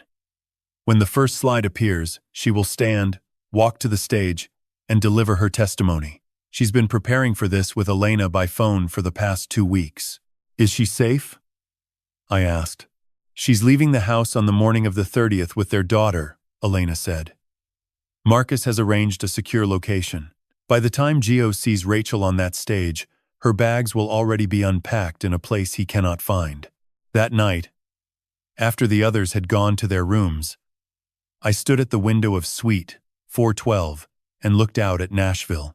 The city's lights reflected off the Cumberland River in long, broken lines, and Broadway pulsed with the distant heartbeat of music that never stopped. Somewhere across that river, in a house in Belle Meade that I had never been invited to, my son was adjusting his cufflinks and reviewing the seating chart for his gala and dreaming about a partnership with James Whitfield that would never exist. And somewhere in that same house, Rachel was putting their daughter to bed and counting the hours. I pressed my forehead against the cold glass. In 2 days, I would stand in a room with my son and watch his world come apart. I had imagined this moment in different ways over the past 3 days, sometimes with anger, sometimes with satisfaction, but standing at that window, I felt neither. I felt the specific grief of a father who had built a boy with his own hands, carried him on his shoulders through the Tennessee State Fair, taught him to tie his shoes on the porch of the Woodland Street house, and now had to walk into a room and prove to 300 strangers that the man his boy became was a criminal. Sal found me there an hour later. He didn't say anything. He just pulled a chair to the window and sat beside me, the way he used to sit beside me on the stoop in Philadelphia when I was 12 and too stubborn to say what was wrong. We watched the river in silence. 2 Moretti brothers from Passyunk Avenue, one who had lost 4 years to a lie, and one who was about to lose a son to the truth. "You don't have to go," Sal said. "Yes, I do." He nodded. He knew. He had always known. December 30th was 36 hours away. The suit James had bought me hung in the closet, pressed and waiting. The evidence filled 3 briefcases. The witnesses knew their marks. And somewhere in Belle Meade, my son was sleeping the last peaceful sleep he would ever have. The suit was charcoal gray with a single button and a notched lapel. And when I put it on in the bathroom of Suite 412, I barely recognized the man in the mirror. James had guessed my measurements. The jacket fit the way a jacket hasn't fit me in 10 years. Close at the shoulders, clean at the waist. I straightened the collar and looked at my own eyes and tried to find the baker from Woodland Street somewhere behind them. December 30th, 6:45 in the evening. The car would be downstairs in 15 minutes. Sal appeared in the doorway wearing a navy blazer he'd brought from Philadelphia and a tie I was fairly certain belonged to our father. He looked at me and nodded once. Slow and deliberate. The way he used to nod before my high school wrestling matches, when words weren't enough, and presence was everything. The Country Music Hall of Fame sits on 5th Avenue South in the heart of downtown Nashville, a building of windows and angles that glows at night like a lantern made of glass and steel. We arrived at 7:15. Marcus dropped us at a side entrance Elena had arranged through the event coordinator, a service door that led to a hallway behind the main ballroom. No red carpet. No photographers. We moved through the building like ghosts in good suits. Elena was waiting in a staging room with a laptop, a wireless clicker, and 3 USB drives labeled A, B, and C. She wore a black dress and heels, and the same expression she had worn every day since Christmas. Controlled intensity. The face of someone who had rehearsed every variable and prepared for each one. Rachel texted 20 minutes ago, she said. She's seated at table 1. Gio is beside her. He suspects nothing. Marcus stood by the door in a dark suit with a communications earpiece so small I wouldn't have noticed it if he hadn't pointed it out. He was coordinating with 2 associates positioned inside the ballroom. Former colleagues from his FBI years who now worked private security. 318 guests confirmed through the door, Marcus said. Media row is along the east wall. 2 local news cameras and a reporter from the Tennessean. Elena looked at me. Frank, you don't go into the ballroom until James calls you. You'll watch from here on the monitor. When it's time, Marcus will walk you to the stage entrance. Are you ready? I wasn't ready. No man is ready to stand in a room and dismantle his own son. But I nodded. Because readiness is not the same as willingness. And I was willing. At 7:30, the ballroom doors opened and the gala began. I watched it on a small monitor in the staging room, a live feed from the event's own camera system. The room was enormous, a cathedral of modern architecture, filled with round tables draped in white linen and lit by centerpieces that flickered like small fires. A stage at the far end held a podium, a 20-foot projection screen, and a sound system that could fill a concert hall. 318 people in evening wear moved between tables, shaking hands, laughing, holding champagne flutes at angles that caught the light. And there was Gio. Table 1. Center of the room. He wore a midnight blue suit with a pocket square that matched Rachel's dress. A detail I was sure he had insisted on. He stood when guests approached, shook hands with both of his, leaned in close when he spoke as if every person in the room was the only person who mattered. He was magnificent. I say that without pride and without irony. My son was the most magnetic person in a room full of powerful people, and watching him work that crowd was like watching a predator move through tall grass. Beautiful and terrible in equal measure. Rachel sat beside him. She smiled when spoken to. She touched Gio's arm when he made a joke. She played the role so perfectly that if I hadn't known the truth, I would have believed she adored him. But once, just once, the camera caught her glancing toward the back of the room, toward the hallway where she knew we were waiting, and in that half-second glance, I saw 4 months of fear compressed into a single look. At 8:15, the lights dimmed. A video began playing on the 20-foot screen. A tribute to Giovanni Moretti, philanthropist, restaurateur, Nashville's rising star. The video was 4 minutes long and produced with the kind of polish that costs more than most people earn in a month. It showed Gio breaking ground on a community kitchen, Gio shaking hands with the mayor, Gio at a ribbon cutting, Gio standing in front of a Ashworth Dining Group restaurant with his arms crossed and his jaw set, the pose of a man who wanted the world to know he had arrived. Not once did the video mention his father.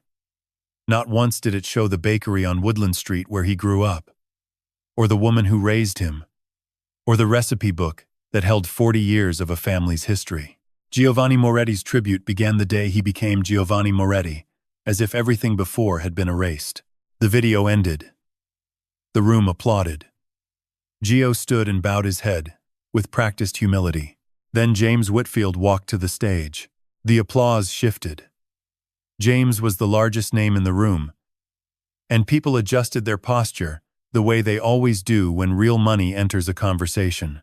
He stepped to the podium, adjusted the microphone, and smiled the easy smile of a man who had addressed shareholders and senators and never once lost his nerve. Good evening. Thank you, Giovanni, for the invitation. And thank you all for being here tonight. I want to take a few minutes to share a story. A personal story about a man who changed my life 25 years ago. A man some of you may know, and most of you have forgotten. The first slide appeared on the 20-foot screen behind him. A photograph of Moretti's bakery on Woodland Street, taken sometime in the late 90s. The awning was red and white. The window displayed a hand-lettered sign that read, "Fresh ciabatta daily." And standing in the doorway, flour on his apron, and a smile on his face, was a younger version of me. I watched Gio's face on the monitor. He saw the photograph. His smile didn't disappear. It froze. The muscles held their position, but the life behind them drained away. The way color leaves a face in the instant before a man understands that the ground beneath him is no longer solid. James continued speaking. The second slide appeared. And in the ballroom, 318 people leaned forward in their chairs. The second slide was the forged property deed. The third was the fake IRS letter. The fourth was Dr. Chen's medical report beside the Vanderbilt evaluation. The two documents side by side, on a 20-foot screen, like a before and after of the same lie. James narrated each one with the calm precision of a man presenting quarterly earnings. No rage, no theatrics, just facts delivered in a voice that 318 people could not look away from. I watched it all from the monitor in the staging room. I watched Gio's face cycle through confusion, recognition, and then something I had never seen on my son before. Terror. Pure, unprocessed terror. The kind that lives beneath every mask and waits for the moment the mask is ripped away. He stood up. His chair scraped against the floor hard enough for the microphone to catch it. "This is absurd," he said, loud enough for the nearest tables to hear. "James, I don't know what this is, but we should discuss it privately." James did not pause. The fifth slide appeared. Bank records, transfer dates, amounts. My retirement account draining in $4,000 increments, like blood from a wound designed to bleed slowly. "Sit down, Giovanni," James said. Not angry, not loud. Just the two words, spoken the way a man speaks when he knows every exit in the room is locked. Gio did not sit down. He turned to Rachel. "We're leaving," he said, and reached for her arm. Rachel stood. She straightened the hem of her dress. She looked at Gio with an expression that held 4 months of encrypted messages and hidden thumb drives and sleepless nights, listening to his breathing in the dark. Then she stepped away from the table, walked between the rows of stunned guests, climbed the 3 steps to the stage, and stood beside James Whitfield under the lights. The room went silent. Not quiet. Silent. The kind of silence that has weight. "My name is Rachel Ashworth," she said into the microphone. Her voice shook on the first syllable and steadied on the second. I am Giovanni Moretti's wife, and for the past 4 months, I have been documenting his crimes against his father, Frank Moretti. She spoke for 3 minutes. She described the safe and what she found inside it. She described the phone calls she recorded between Gio and Karen Holloway, the accountant who fabricated IRS documents for a fee. She described the night she copied Gio's hard drive while he slept 10 feet away, her hands trembling so badly she nearly dropped the thumb drive on the hardwood floor. She described the day she called James Whitfield from a grocery store parking lot, whispering into a phone she kept hidden in the lining of her purse. "I did this because Frank Moretti is a good man," she said. "And because my daughter deserves to know what a good man looks like." Gio stood motionless at table 1. The guests around him had shifted their chairs away, a small but unmistakable geometry of distance. His mouth opened twice and closed twice, and no sound came out. Then Elena walked to the stage carrying 2 envelopes. She introduced herself to the room as an elder abuse attorney licensed in the state of Tennessee and informed the audience that everything they had just seen constituted evidence in an active criminal investigation. She held up the first envelope. "This contains a formal notice of civil litigation against Giovanni Moretti for financial exploitation of a vulnerable adult, fraud, forgery, and intentional infliction of emotional distress. Copies have already been filed with the Davidson County District Attorney's Office." She held up the second envelope. "This contains criminal referral documentation for Dr. Samuel Chen, who accepted $12,000 to fabricate a medical diagnosis, and Karen Holloway, who created fraudulent IRS correspondence used to steal $45,000 from a retired 66-year-old man." Elena set both envelopes on the podium. The click of paper on wood was the loudest sound in the room. That was when Marcus opened the staging room door and said, "It's time, Frank." I walked down the hallway. My shoes were new, and they echoed on the polished floor. The ballroom entrance was 30 feet ahead, a rectangle of warm light and absolute silence. I stepped through it. 318 faces turned toward me.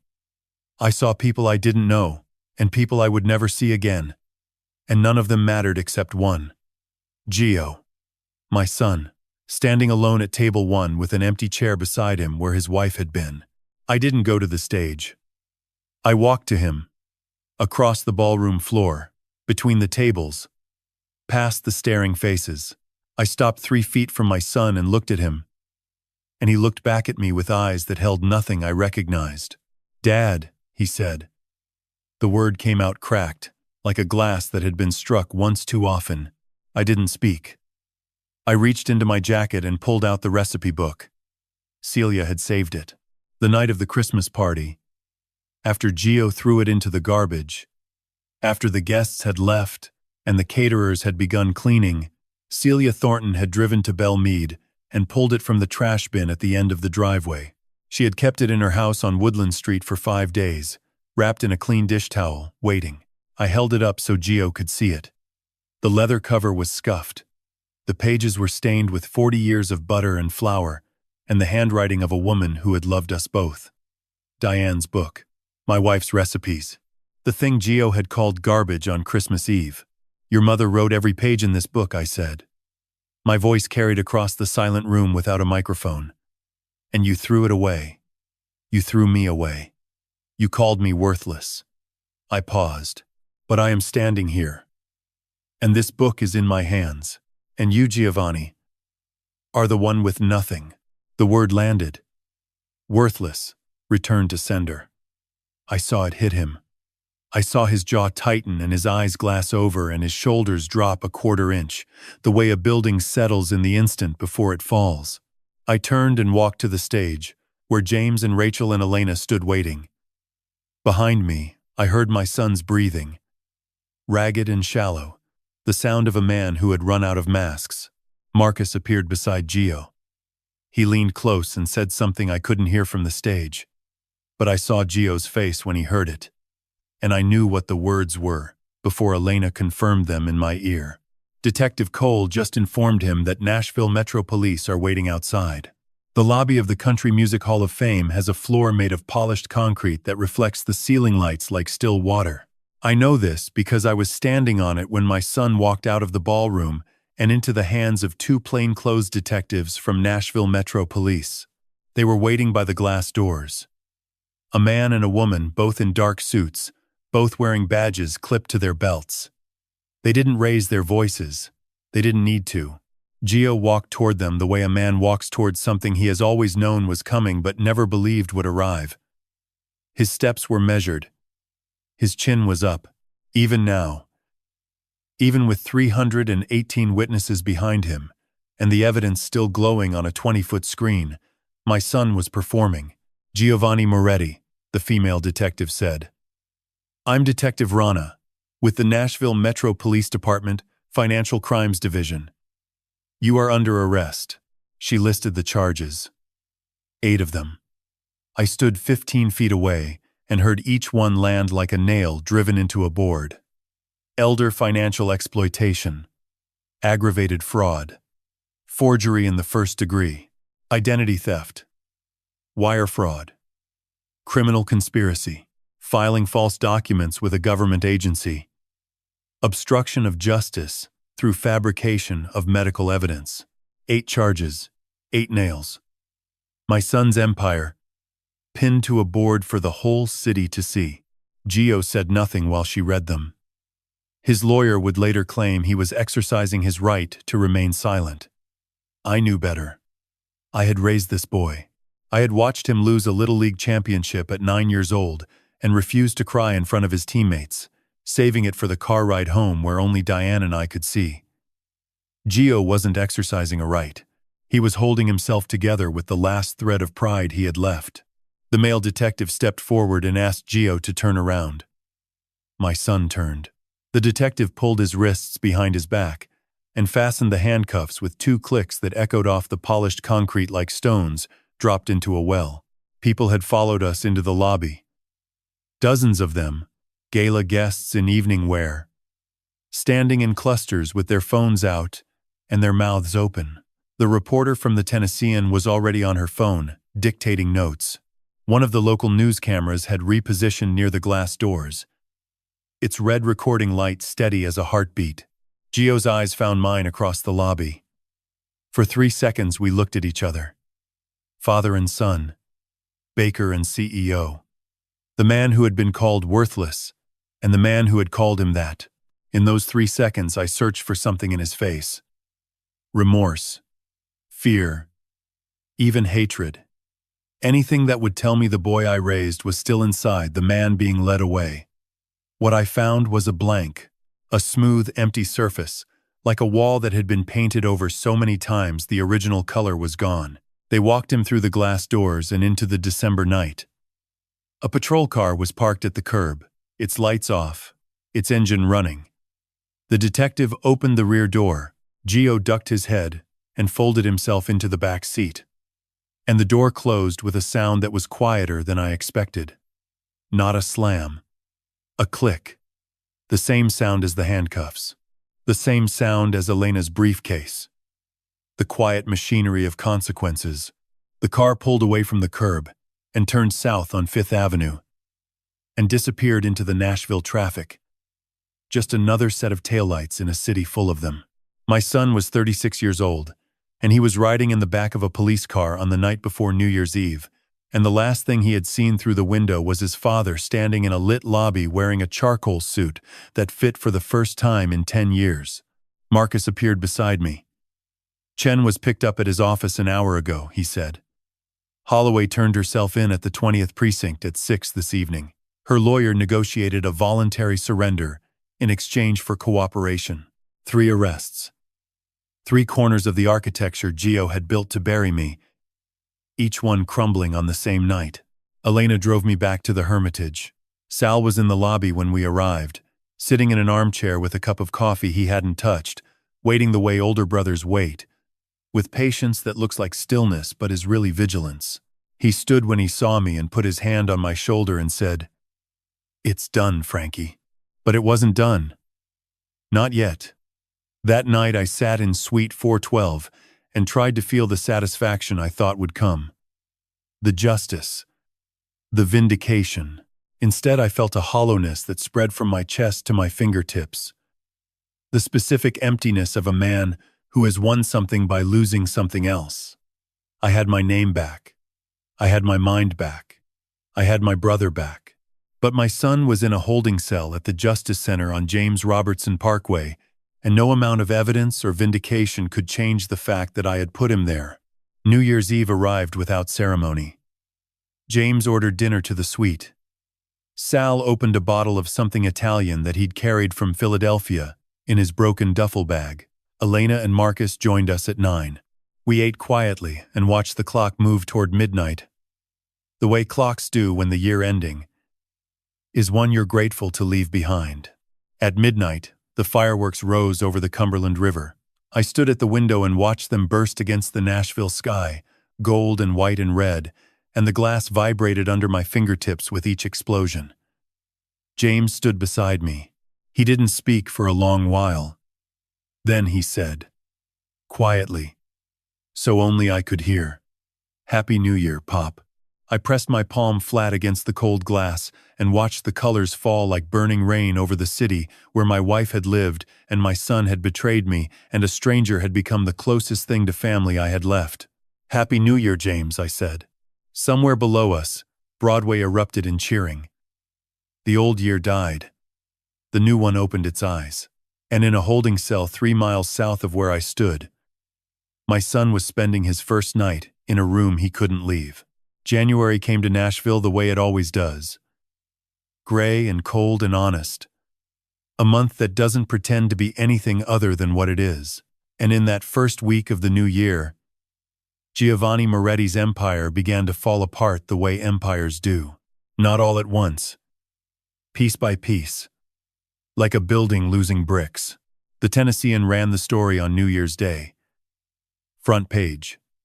Below the fold. With the headline, "Nashville Restaurateur, Arrested on 8 Counts of Elder Fraud." By January 3rd, every local news station had picked it up. By January 5th, it was national. A food industry blog called it "The Fall of Nashville's Golden Sun." A cable news segment used the gala footage.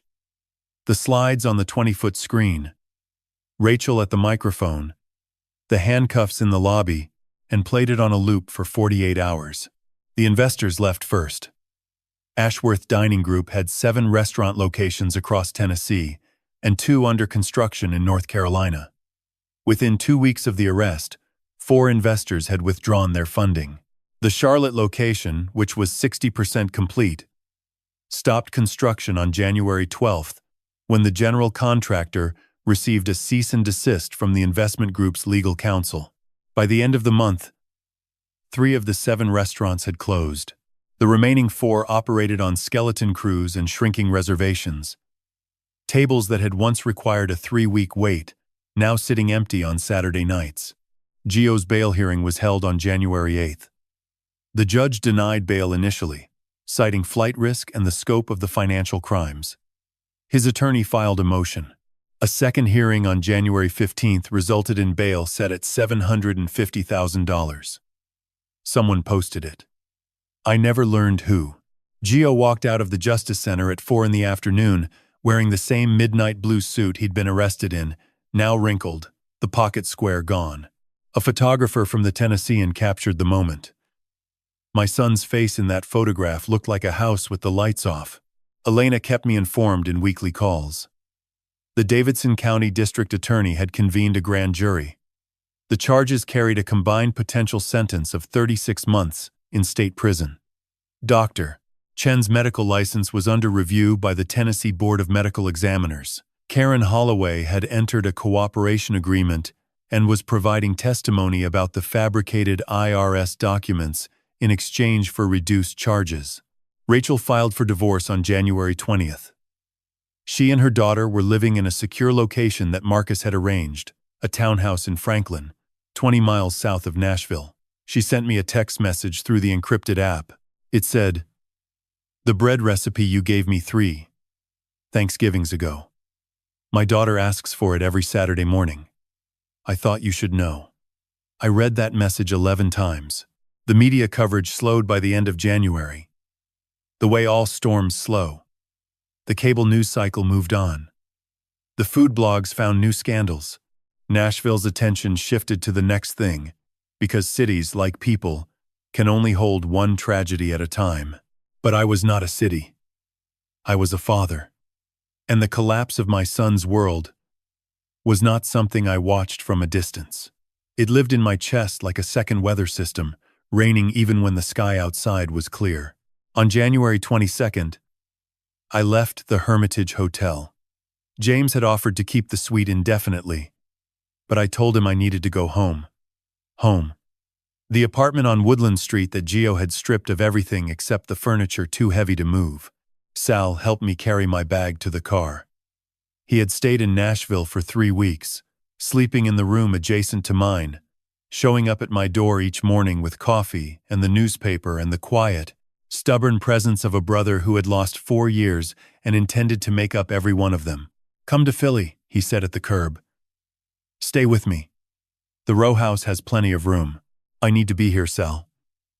"This is where Diane is." He understood. He hugged me the way he had hugged me on December 27th. Hard and long and without embarrassment. Then he got into the car Marcus had arranged and rode to the airport with a broken duffel bag and a heart that was heavier and lighter at the same time. The apartment was cold when I walked in. Celia had left the heat on low and a pot of soup in the refrigerator with a note that said, "Welcome home, Frank." I stood in the kitchen and looked at the counter where the recipe book now sat. Returned to its place, Diane's handwriting facing up. I put my hand on it and felt the leather, cool and cracked, 40 years of use worn into its surface like the lines on a palm. My hands. I noticed them that evening for the first time in months. The cut on my left palm from Christmas Eve, where I had caught myself on the brick steps of Gio's driveway, had healed.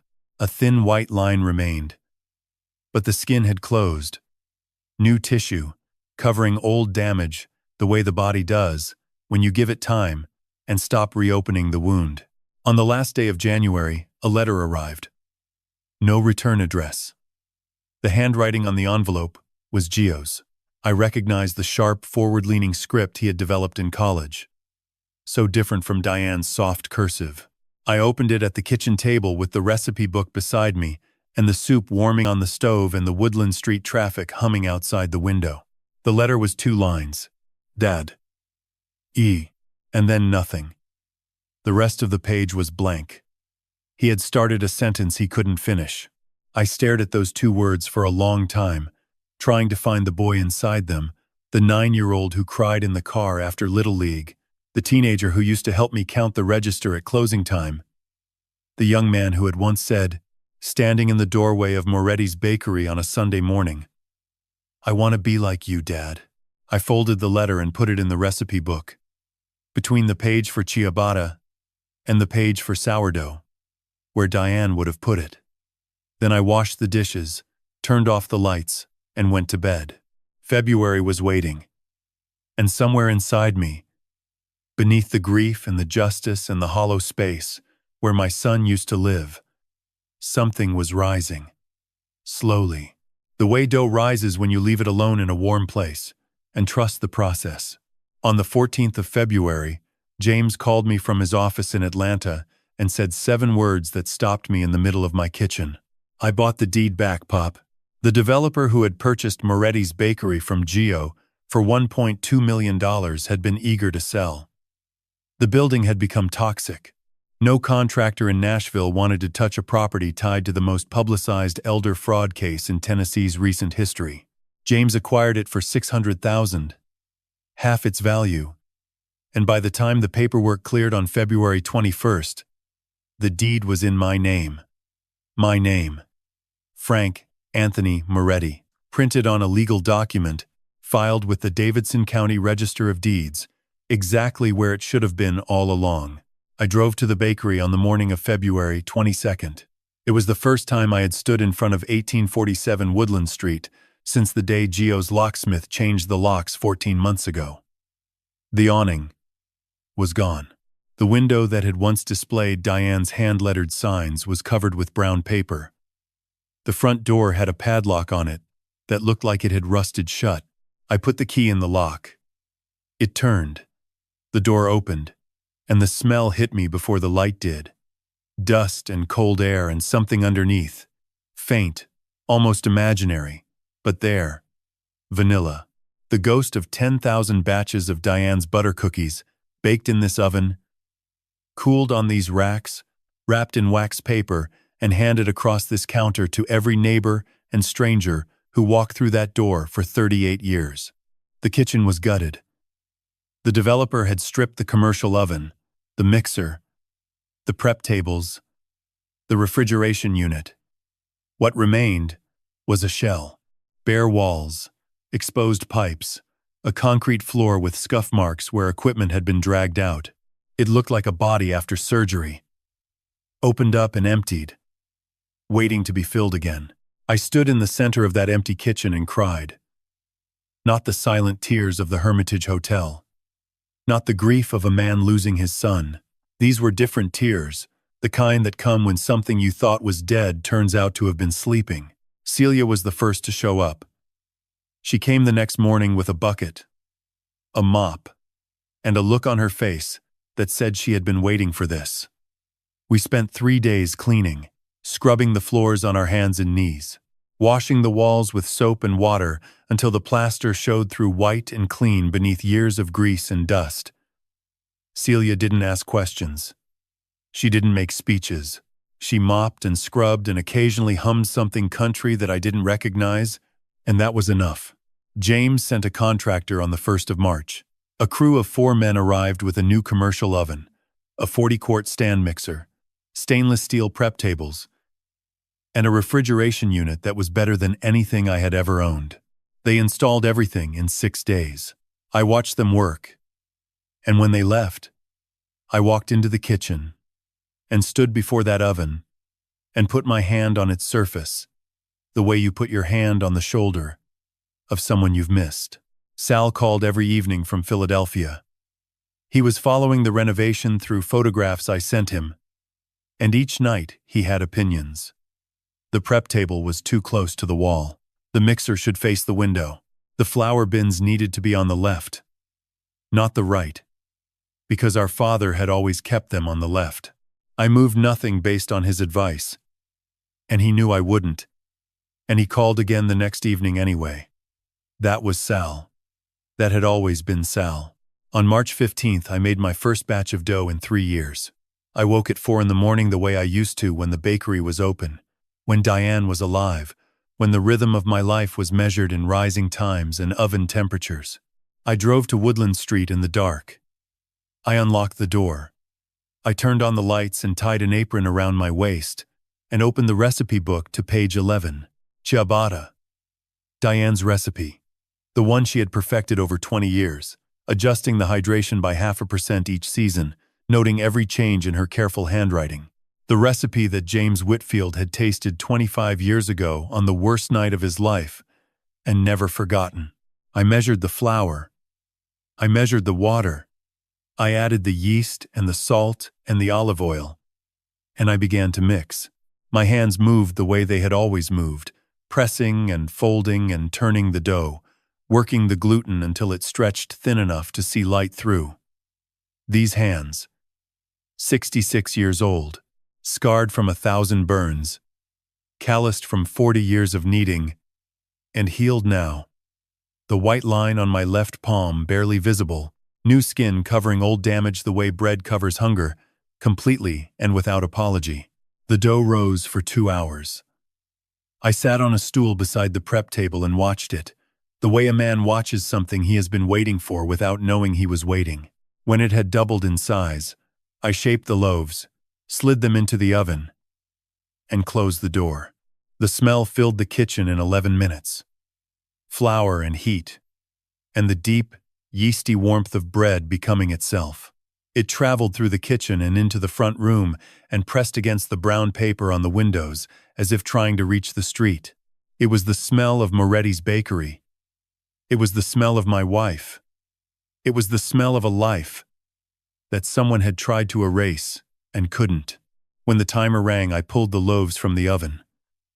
4 ciabattas, golden brown, their crusts cracked in the pattern that Diane used to call the bread's signature. I set them on the cooling rack and stood there with my hands at my sides and the heat rising around me like a second atmosphere. "I'm back, Diane," I said to the empty kitchen. "I'm back." The words hung in the warm air and settled into the walls the way flour settles into the grain of old wood, becoming part of the building, part of the story, part of everything that would happen next. The line stretched from the front door of Moretti's bakery to the corner of Woodland and South 14th on the morning of April 12, 2025. 47 people. I counted them from inside the kitchen while the oven warmed. And the first batch of ciabatta filled the room with a smell that had been absent from this street for over 3 years. Celia had hung a banner above the door. White canvas with hand-painted red letters that read Moretti's. Est. 1987. Reopened with love. She'd done it herself, at 2 in the morning, standing on a stepladder in the dark because she wanted it to be a surprise. It was. I stood on the sidewalk at 5:45 and looked up at those words and felt something crack open in my chest that wasn't grief. It was gratitude, the kind that has no bottom. Elena had asked me to speak at a conference in March, the Tennessee Coalition Against Elder Abuse, held at the Nashville Convention Center. 300 social workers and attorneys and legislators in a ballroom that smelled like hotel, coffee, and good intentions. I almost said no. I am a baker, not a speaker. But Elena said something that changed my mind. She said, "Frank, the people in that room have read the case files. They know the law. What they don't know is what it feels like to have your son look you in the eye and call you worthless. Only you can tell them that." So I told them. I stood at a podium for 14 minutes and told them about the Christmas party and the recipe book and the forged documents and the 4 years of silence from a brother who never stopped calling. I told them about Rachel hiding thumb drives in her daughter's winter clothes. I told them about a 9 on a cognitive test becoming a 139 when the right doctor holds the pencil. I told them that elder abuse doesn't always look like bruises. Sometimes it looks like a phone call that never arrives. Sometimes it looks like a son who smiles while he empties your bank account. Sometimes it looks like a man sitting alone in an apartment wondering if he really is losing his mind, because the person telling him so is the person he trusts most in the world.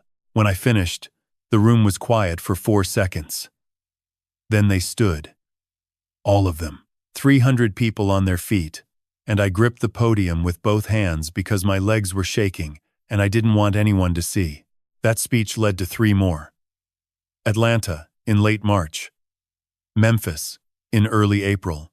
A podcast interview that Elena's office arranged, 45 minutes of conversation that was downloaded 62,000 times in its first week. I didn't plan for any of it. I am not a man who plans for stages and microphones, but God has a way of putting you where you're needed, not where you're comfortable. And I had spent 66 years learning to trust the recipe even when the dough doesn't look right. Now it was April 12th, and the bakery was open, and the line was 47 people long, and my hands were covered in flour for the first time since I could remember being happy. Sal arrived at 7. He had driven from Philadelphia this time.